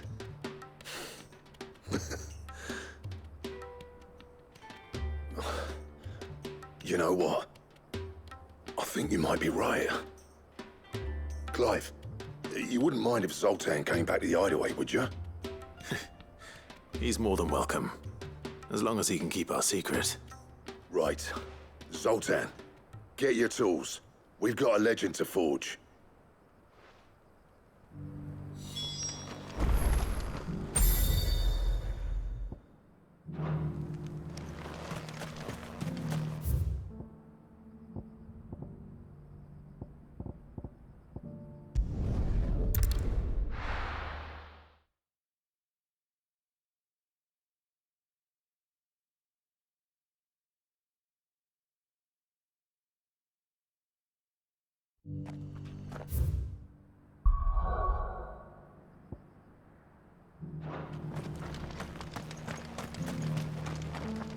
Welcome, welcome.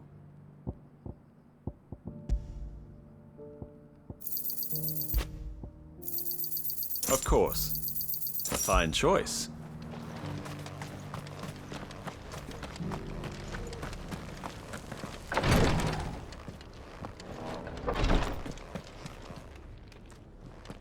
Lord Rosfield, is there aught the Undying might assist you with this day? Perhaps. My brother said that your order was helping him with his quest to uncover Ultima's origins. Have you learned anything of note since last we spoke? Little unless, I regret to report. I see. Be assured, however, that we will not rest until the truth is known. Even now, our archaeologians scour ruins in every corner of the realm for traces of Ultima's touch. Fallen ruins, I take it. Dating back as far as Phoenix Gate. Indeed. Ultima's thralls are oft sighted among the remnants of the fallen civilization, as if protecting the secrets concealed within. Secrets we'd see unearthed. Should our methods be of interest, my lord, mayhap it would please you to observe some of our number at work. Would that be possible? Of course. A survey is being conducted not far from here. Perchance you are familiar with Kretov, a small hamlet built around a fallen airship. I was due to visit my colleagues there to collect their preliminary findings, but if you would consent to do so in my stead, I'm sure that they would be honored to relate any discoveries they have made to you directly. All right. I'll go and meet with them. They will be most gratified, I am sure. Might I suggest you take the road through Titan's Wake? It will lead you straight to the village after but a short walk. Thank you. I will. I wish you a safe journey, my lord. May the Firebird's flames burn ever in your heart.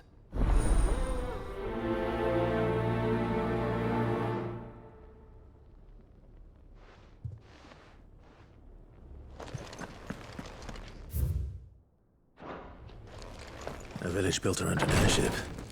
Sounds like another Lost Wing.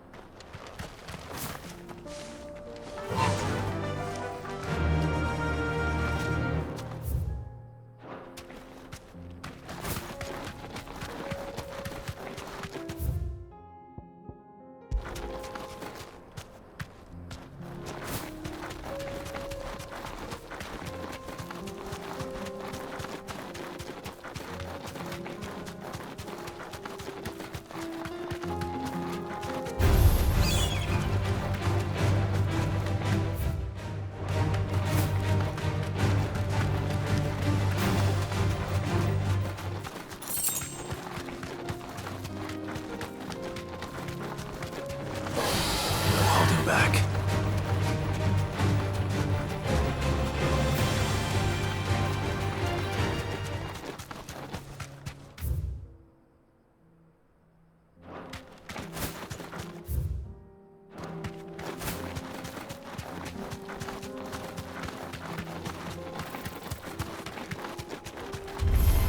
This might take a while.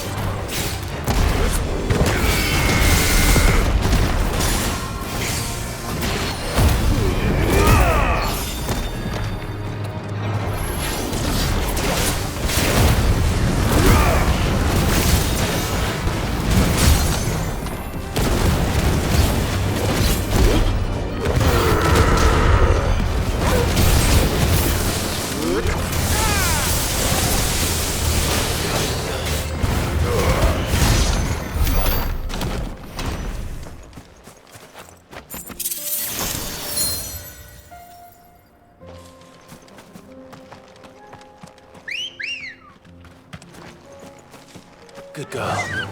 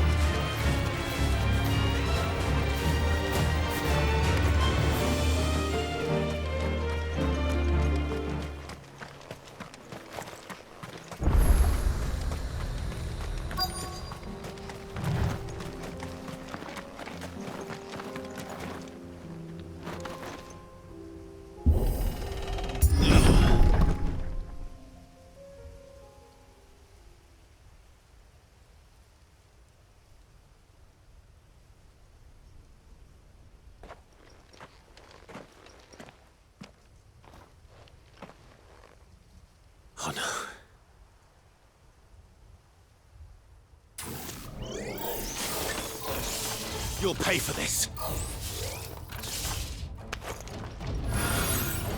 There may still be survivors.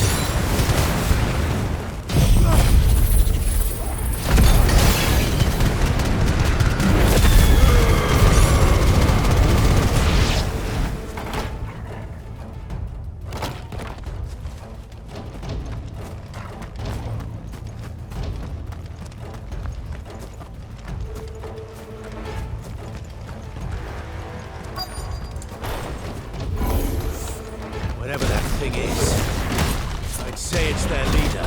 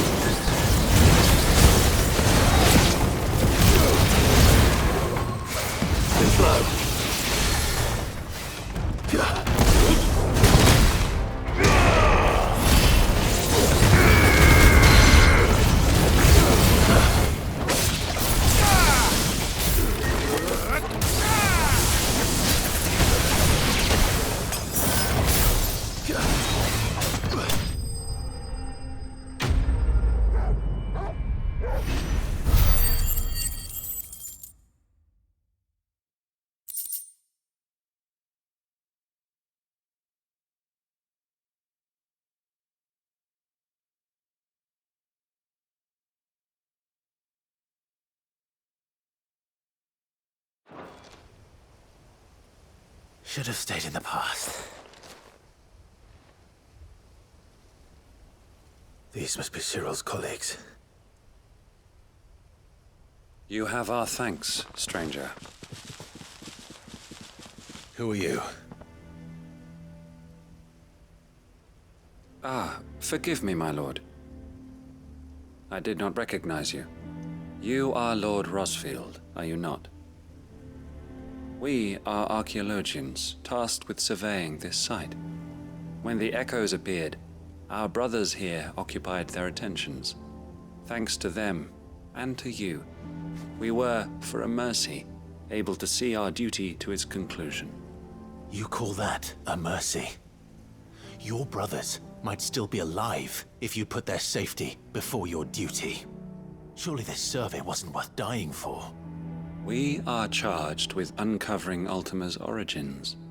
A duty of the highest import, as I'm sure you will agree. And you think your dead brothers would agree with you too? I know they would. They gave their lives for the cause, an honor to which all Undying aspire. Now, to what do we owe the honor of your presence, Lord Marquis? Cyril told me of your work here, and I agreed to collect your findings in his stead. I see. That is most kind. Pray, take them then, with our humble thanks. May the Firebird's flame burn ever in your heart, as it does in ours.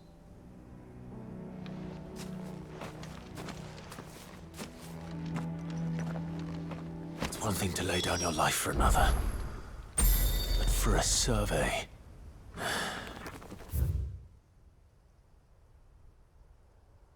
Suppose I'd better get this back to Cyril.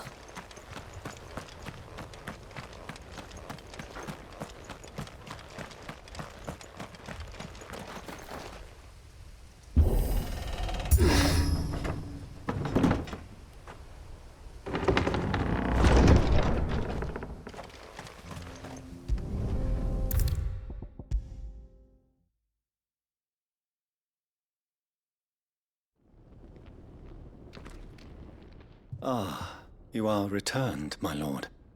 I collected your colleagues' preliminary findings. Here, take them.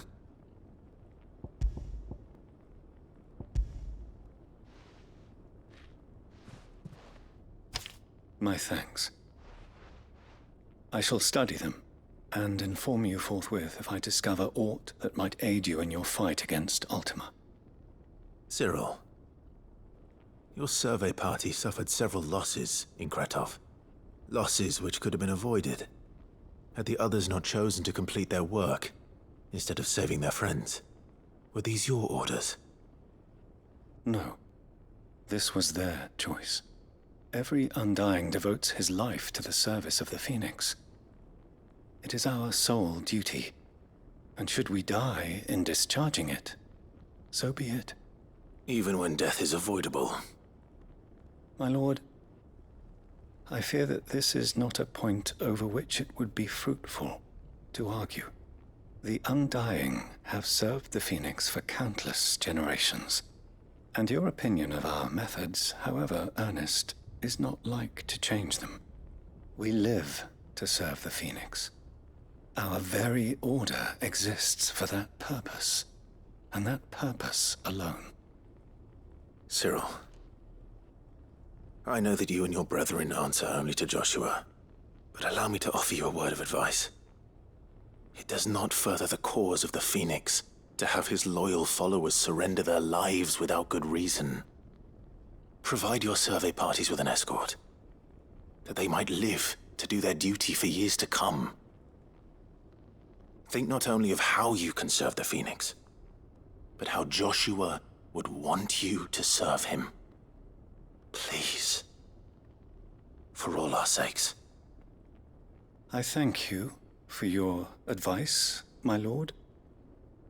If you will permit me to respond, our faith in his grace, Joshua Rossfield, is absolute. And we of the Undying will do what we believe is right to fulfill our duty unto him. As first shield to the Phoenix, I am sure you understand what it means to do one's duty. I do. Then we are of the same mind. And it is my hope that we may continue to do our duty together.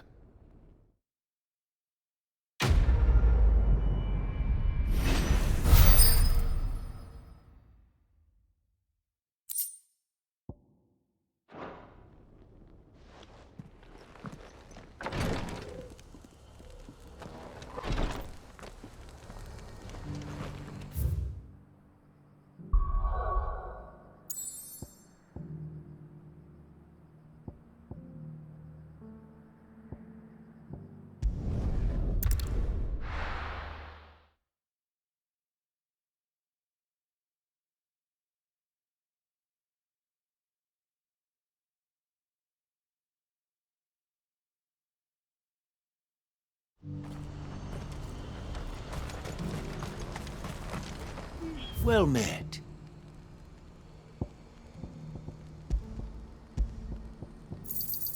You've a discerning eye.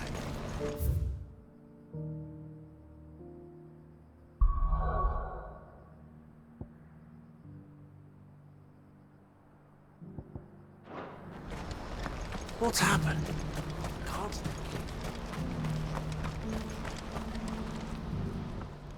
Clive. You'll be pleased to know that the negotiations are progressing well. That is good news. Yes. Our comrade in Randala has just sent word that the contract should be signed very soon. But I still have much and more to prepare. It's a huge undertaking moving this many bearers at once. You couldn't do me a quick favor, could you? What is it this time? More wild beasts? Nothing like that. I just need you to go over to the caravans and ask El how long we have until the bearers arrive. Find out exactly how much faster I need to get all these supplies moved. All right. I'll go and ask. Thanks, Clive. I owe you one.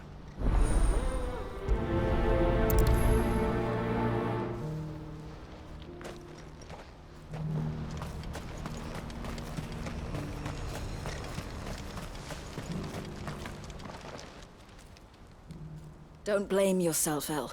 This is their fault, not yours. I know, but... No buts about it, all right?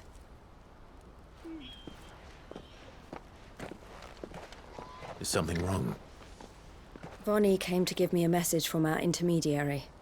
The talks with the Republican army have fallen through. They've reached an agreement with the Silver Peak Consortium instead. Though prices have fallen of late, we deliberately offered above the going rate to try and deter other bidders. But the Consortium offered double what we did, and the army jumped at the chance. And you had no opportunity to make a counteroffer? None at all. And we were so close. Elle? What's happened? I saw Vonnie leaving. She didn't look happy. And with good reason.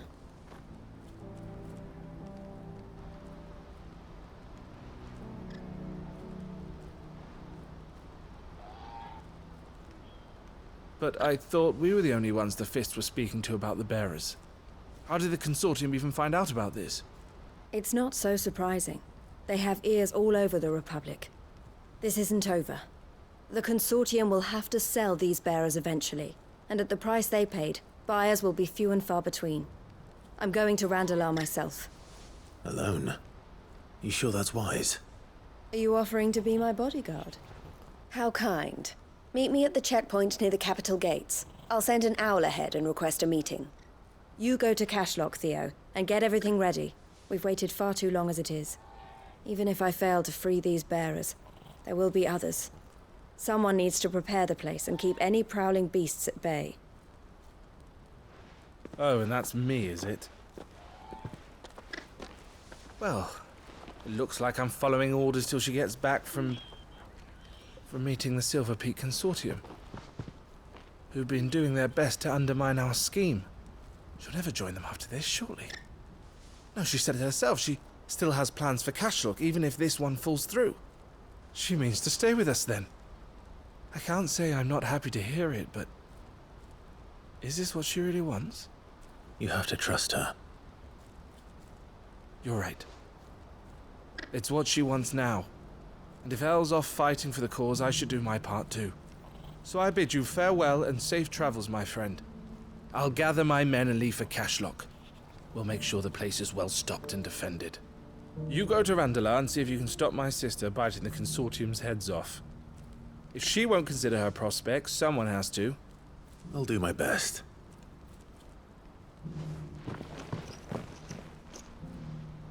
All right. To Randalar, then. And better not keep Eloise waiting.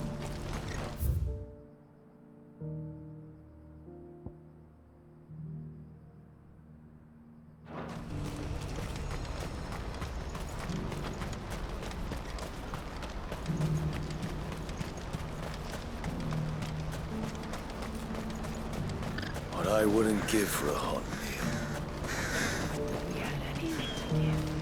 When are they gonna let us through?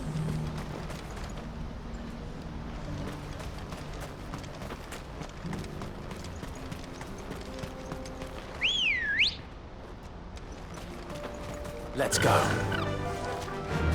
Fly, Ambrosia.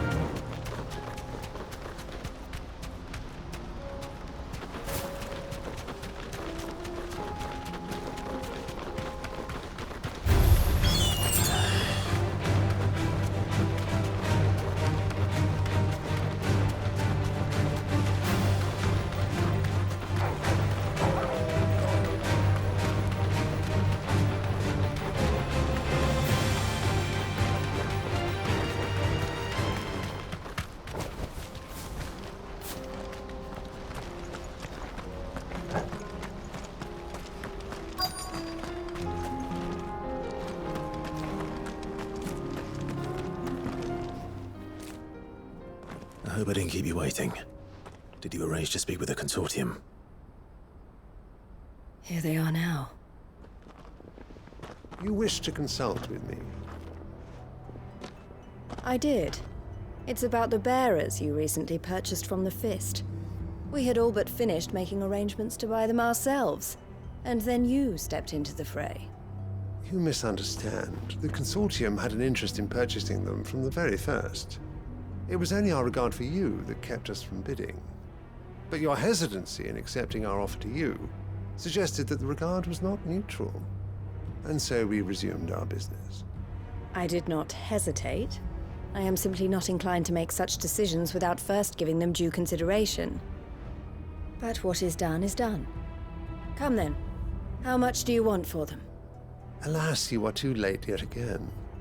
We rarely take on such unconventional merchandise without a purchaser in mind. The bearers belong to him now. Who is your buyer? A trader from across the water. A most demanding fellow, if it's any consolation. He insisted the bearers be fed, dressed, even given their own bunks for the voyage over. That's what you get when you deal with continental types. I wouldn't know. Oh yes, the culture on the continent is quite different to ours. They pay good money for bearers not fit for the knacker's yard, and treat them like kings. But as long as they pay... That does sound unusual. No matter then. If they've already left our shores, there's little that can be done. Allow me to withdraw my interest. And with it, my interest in joining your organization. My associates will be sorry to hear that.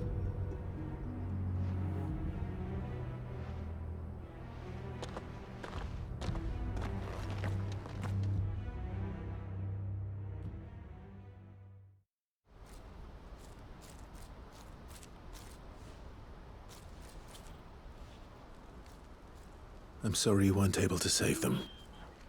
As am I. But I only have myself to blame. He was right, you see.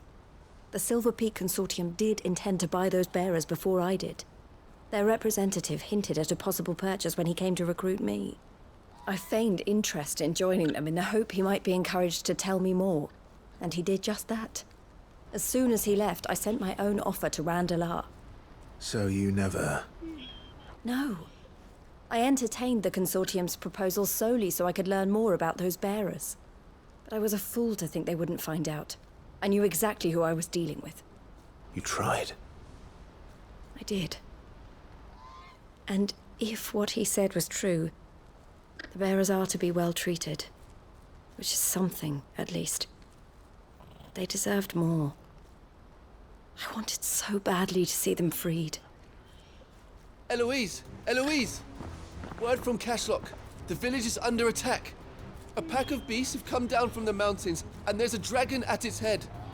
Theo and the others are trying to hold them off as best they can, but the odds are against them. They need help, and fast. Theo! I'll go on ahead. Thank you, Clive. I'll gather some men and join you there. Just... make sure he's safe.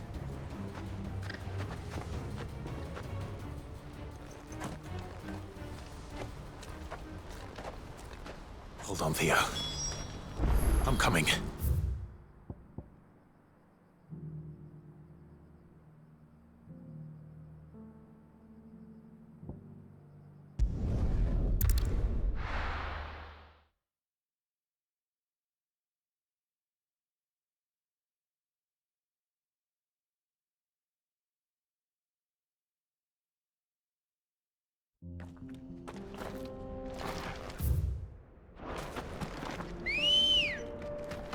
Good girl. Run like the wind.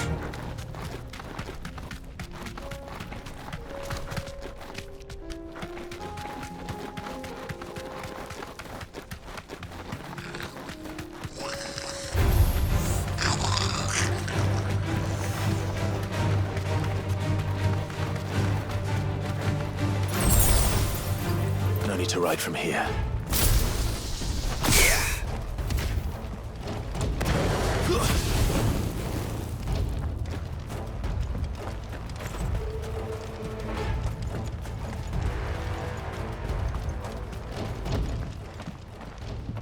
Where's Theodore? Upriver! He led the dragon that way to keep it from the village, but the whole area's flooded with ether.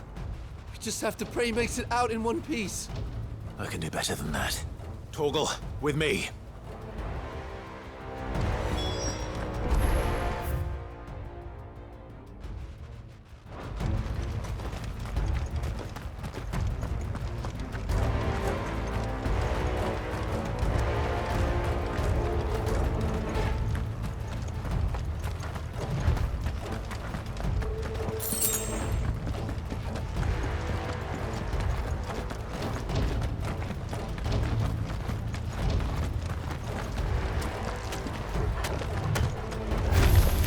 Time to fight.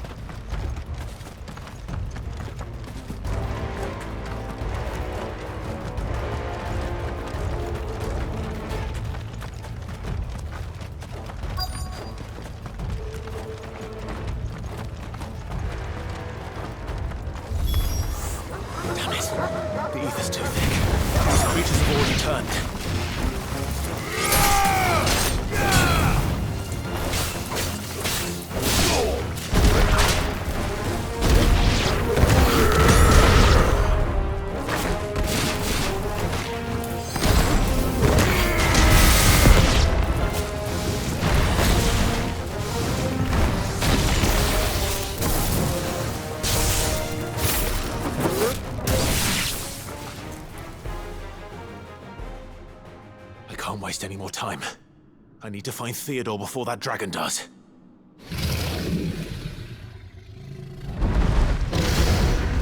Looks like it's found me.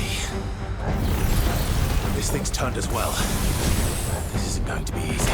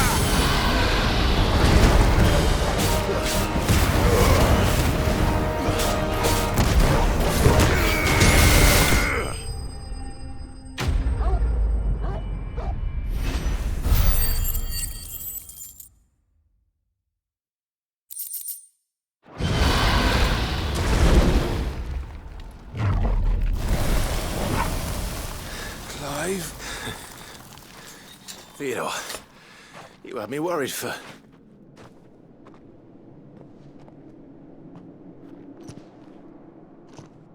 We have to get you out of here.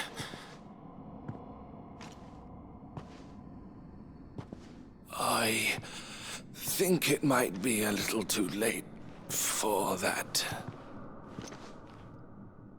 Bearer or no, there's only so much ether a man can take, and that Drake just wouldn't let me leave. You have my thanks, Sid, for finishing what I could not. For keeping Elle's dream. Theodore!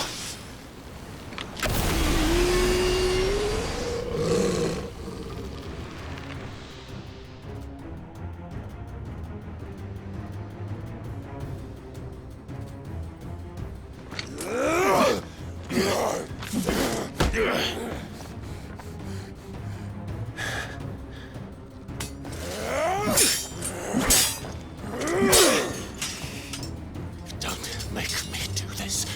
Stop it, Theo! Stop! Stay back, Eloise! He's turned. And so will you!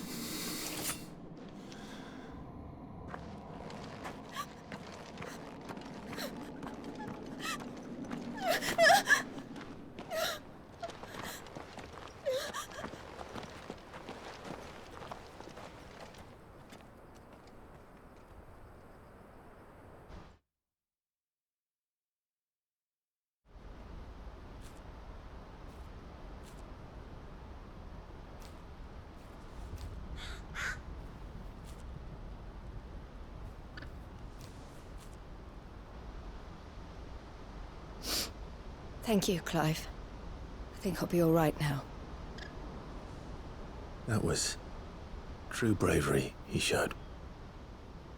Leading the dragon away from the village like that. His first instinct was always to protect people. To put others' well-being before his own. And now he's gone. Because I sent him to that place. Against his will. It wasn't against his will. He was ready to do whatever it took to show you he could stand on his own. So that you would finally be free to live your own life. To live my own life. He never could come to terms with the choice I made. What exactly happened? You once told me Theo was the first bearer you ever helped.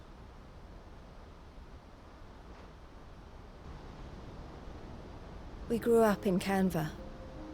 We were born to one of the great trading houses. And I was chosen to inherit the family business. I had my father's head for figures, you see. Theo did not. While I studied the art of commerce, he played at soldiers instead. A late bloomer. In more ways than one. For unlike most bearers, it wasn't until his 15th summer that his powers awakened. My parents tried to drive him out of the house and into the care of the constables. But before they could, I took him into mine. Theo told me something else. He clearly admired your devotion to the cause of freeing others like him from slavery. But he said you deserved a better life than this. He wanted to free you from what he called your bonds, just as you freed him from his. I would be lying if I said I had not wondered from time to time how much easier my life might have been if I had allowed Theo to be taken and devoted myself to the family business instead.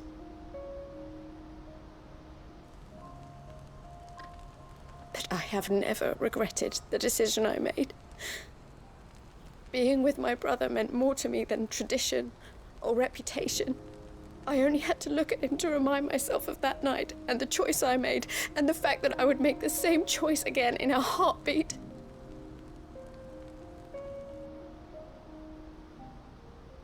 He was never a burden.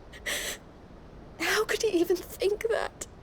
If anything, I was the one who weighed him down. You weren't, Eloise. He said it himself, that he had always been grateful to you for saving him, and that he wanted to repay you by letting you live the life you were denied. Neither you nor Theo weighed each other down. You loved one another. You did whatever was necessary to continue living your lives together, and you always would have. You're right. All I ever wanted, all I ever did, it was so we could be together. Oh, Theo, why did you have to...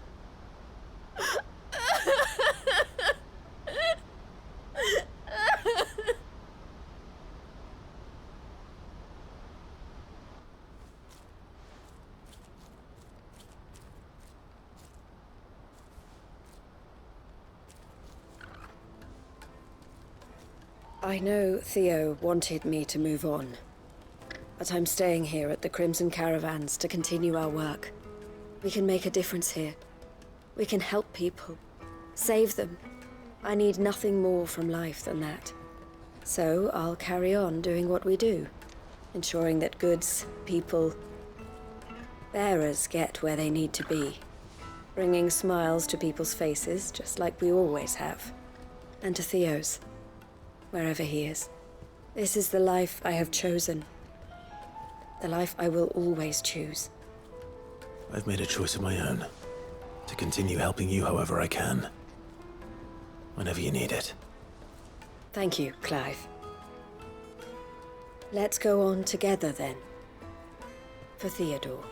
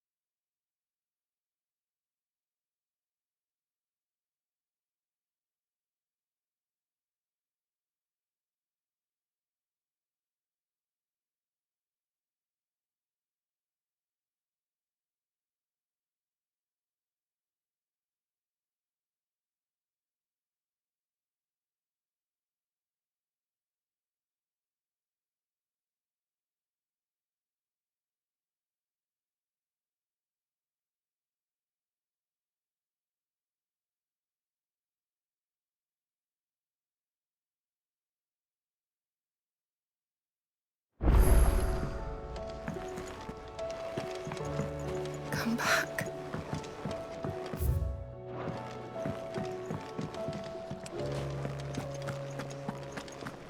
The stew's awfully thin these days.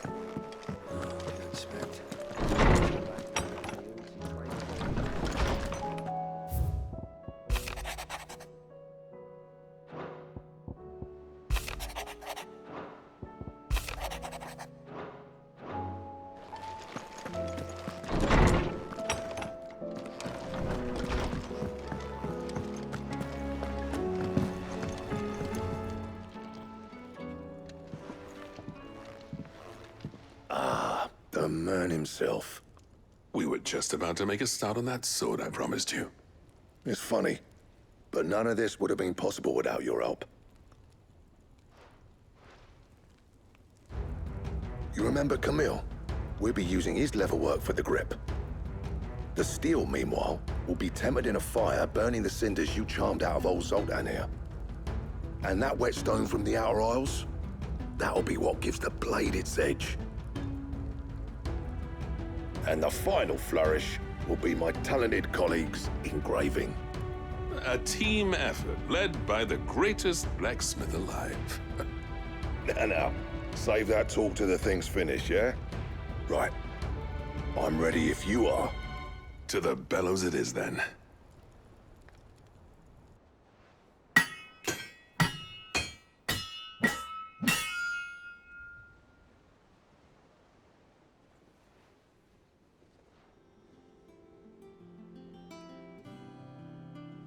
Well, bugger me. We actually did it.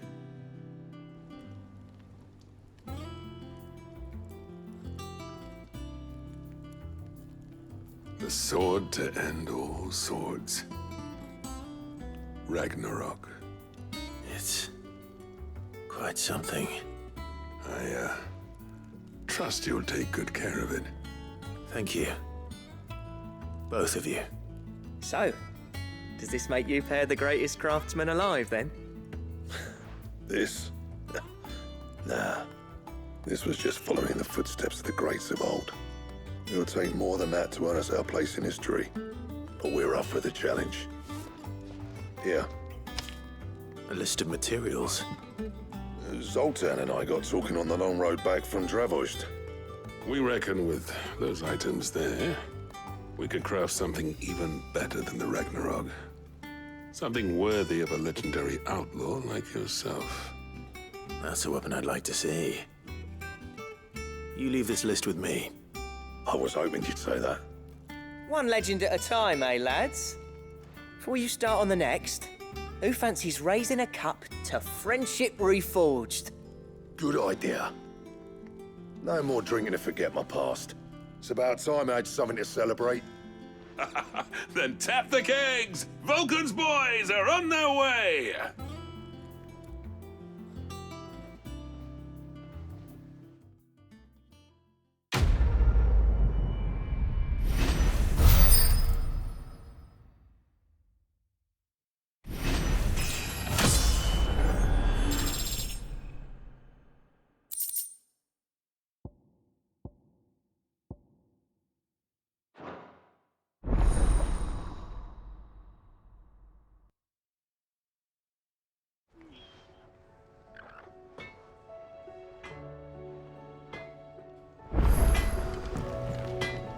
Trouble with your gear, or...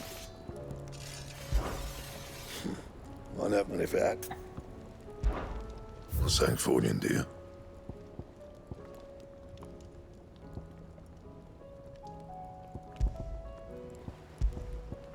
Anything else?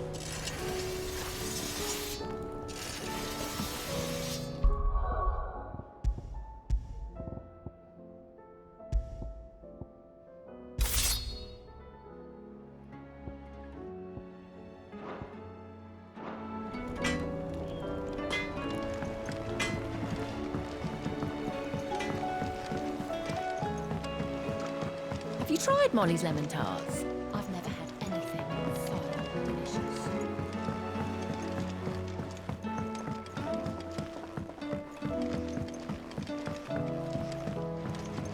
Canva lost. It can't be true. I'm sorry, but... Miss, can we read Miss Editor's story for our lesson today? What a wonderful idea, Jocelyn. Let's do just that. With Canva in the hands of Akashic. Ah, Sid. Wasn't expecting you back so soon. So, is it good news or bad? Good, thankfully. Here. Ah, that's brilliant! Thanks a blimmin' million! I'll fit 'em to the smelter right away!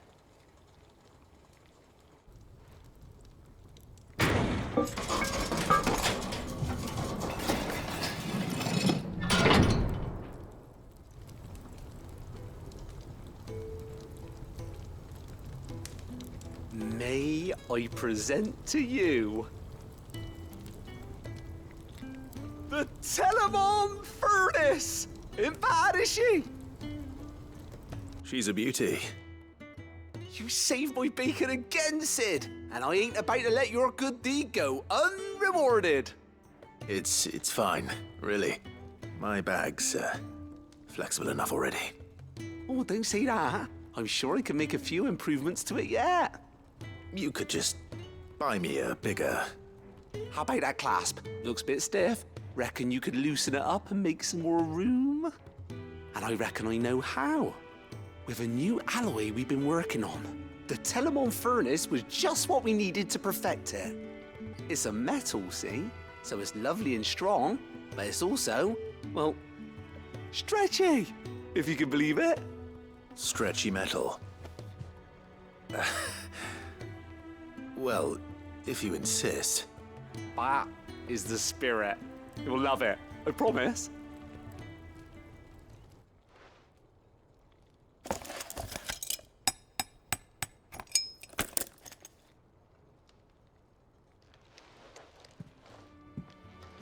So, what do you reckon? It's actually quite ingenious. Thank you, Owain. Shh, don't mention it. You earned it. And I wanted to get some practice in using that metal anyway. Reckon we'll have all kinds of uses for it around the hideaway. Can't think of any right now, but that's our job, innit? Dreaming up new ways to make life easier around here. Maybe even out there, too. One day, the whole world's gonna know about the inventions you've helped us put together. That bag of yours will be the first of many. You mark my words. They'll hardly believe their eyes, I'm sure.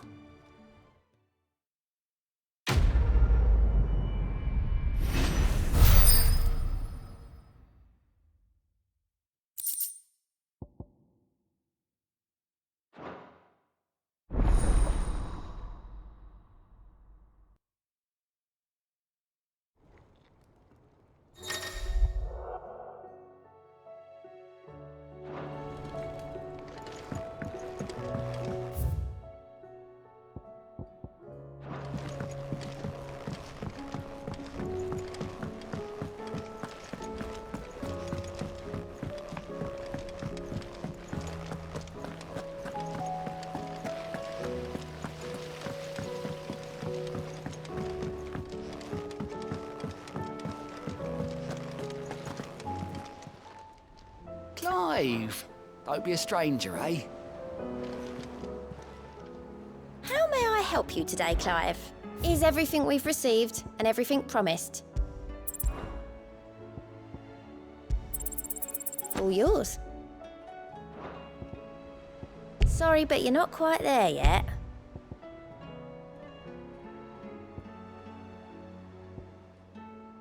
All done?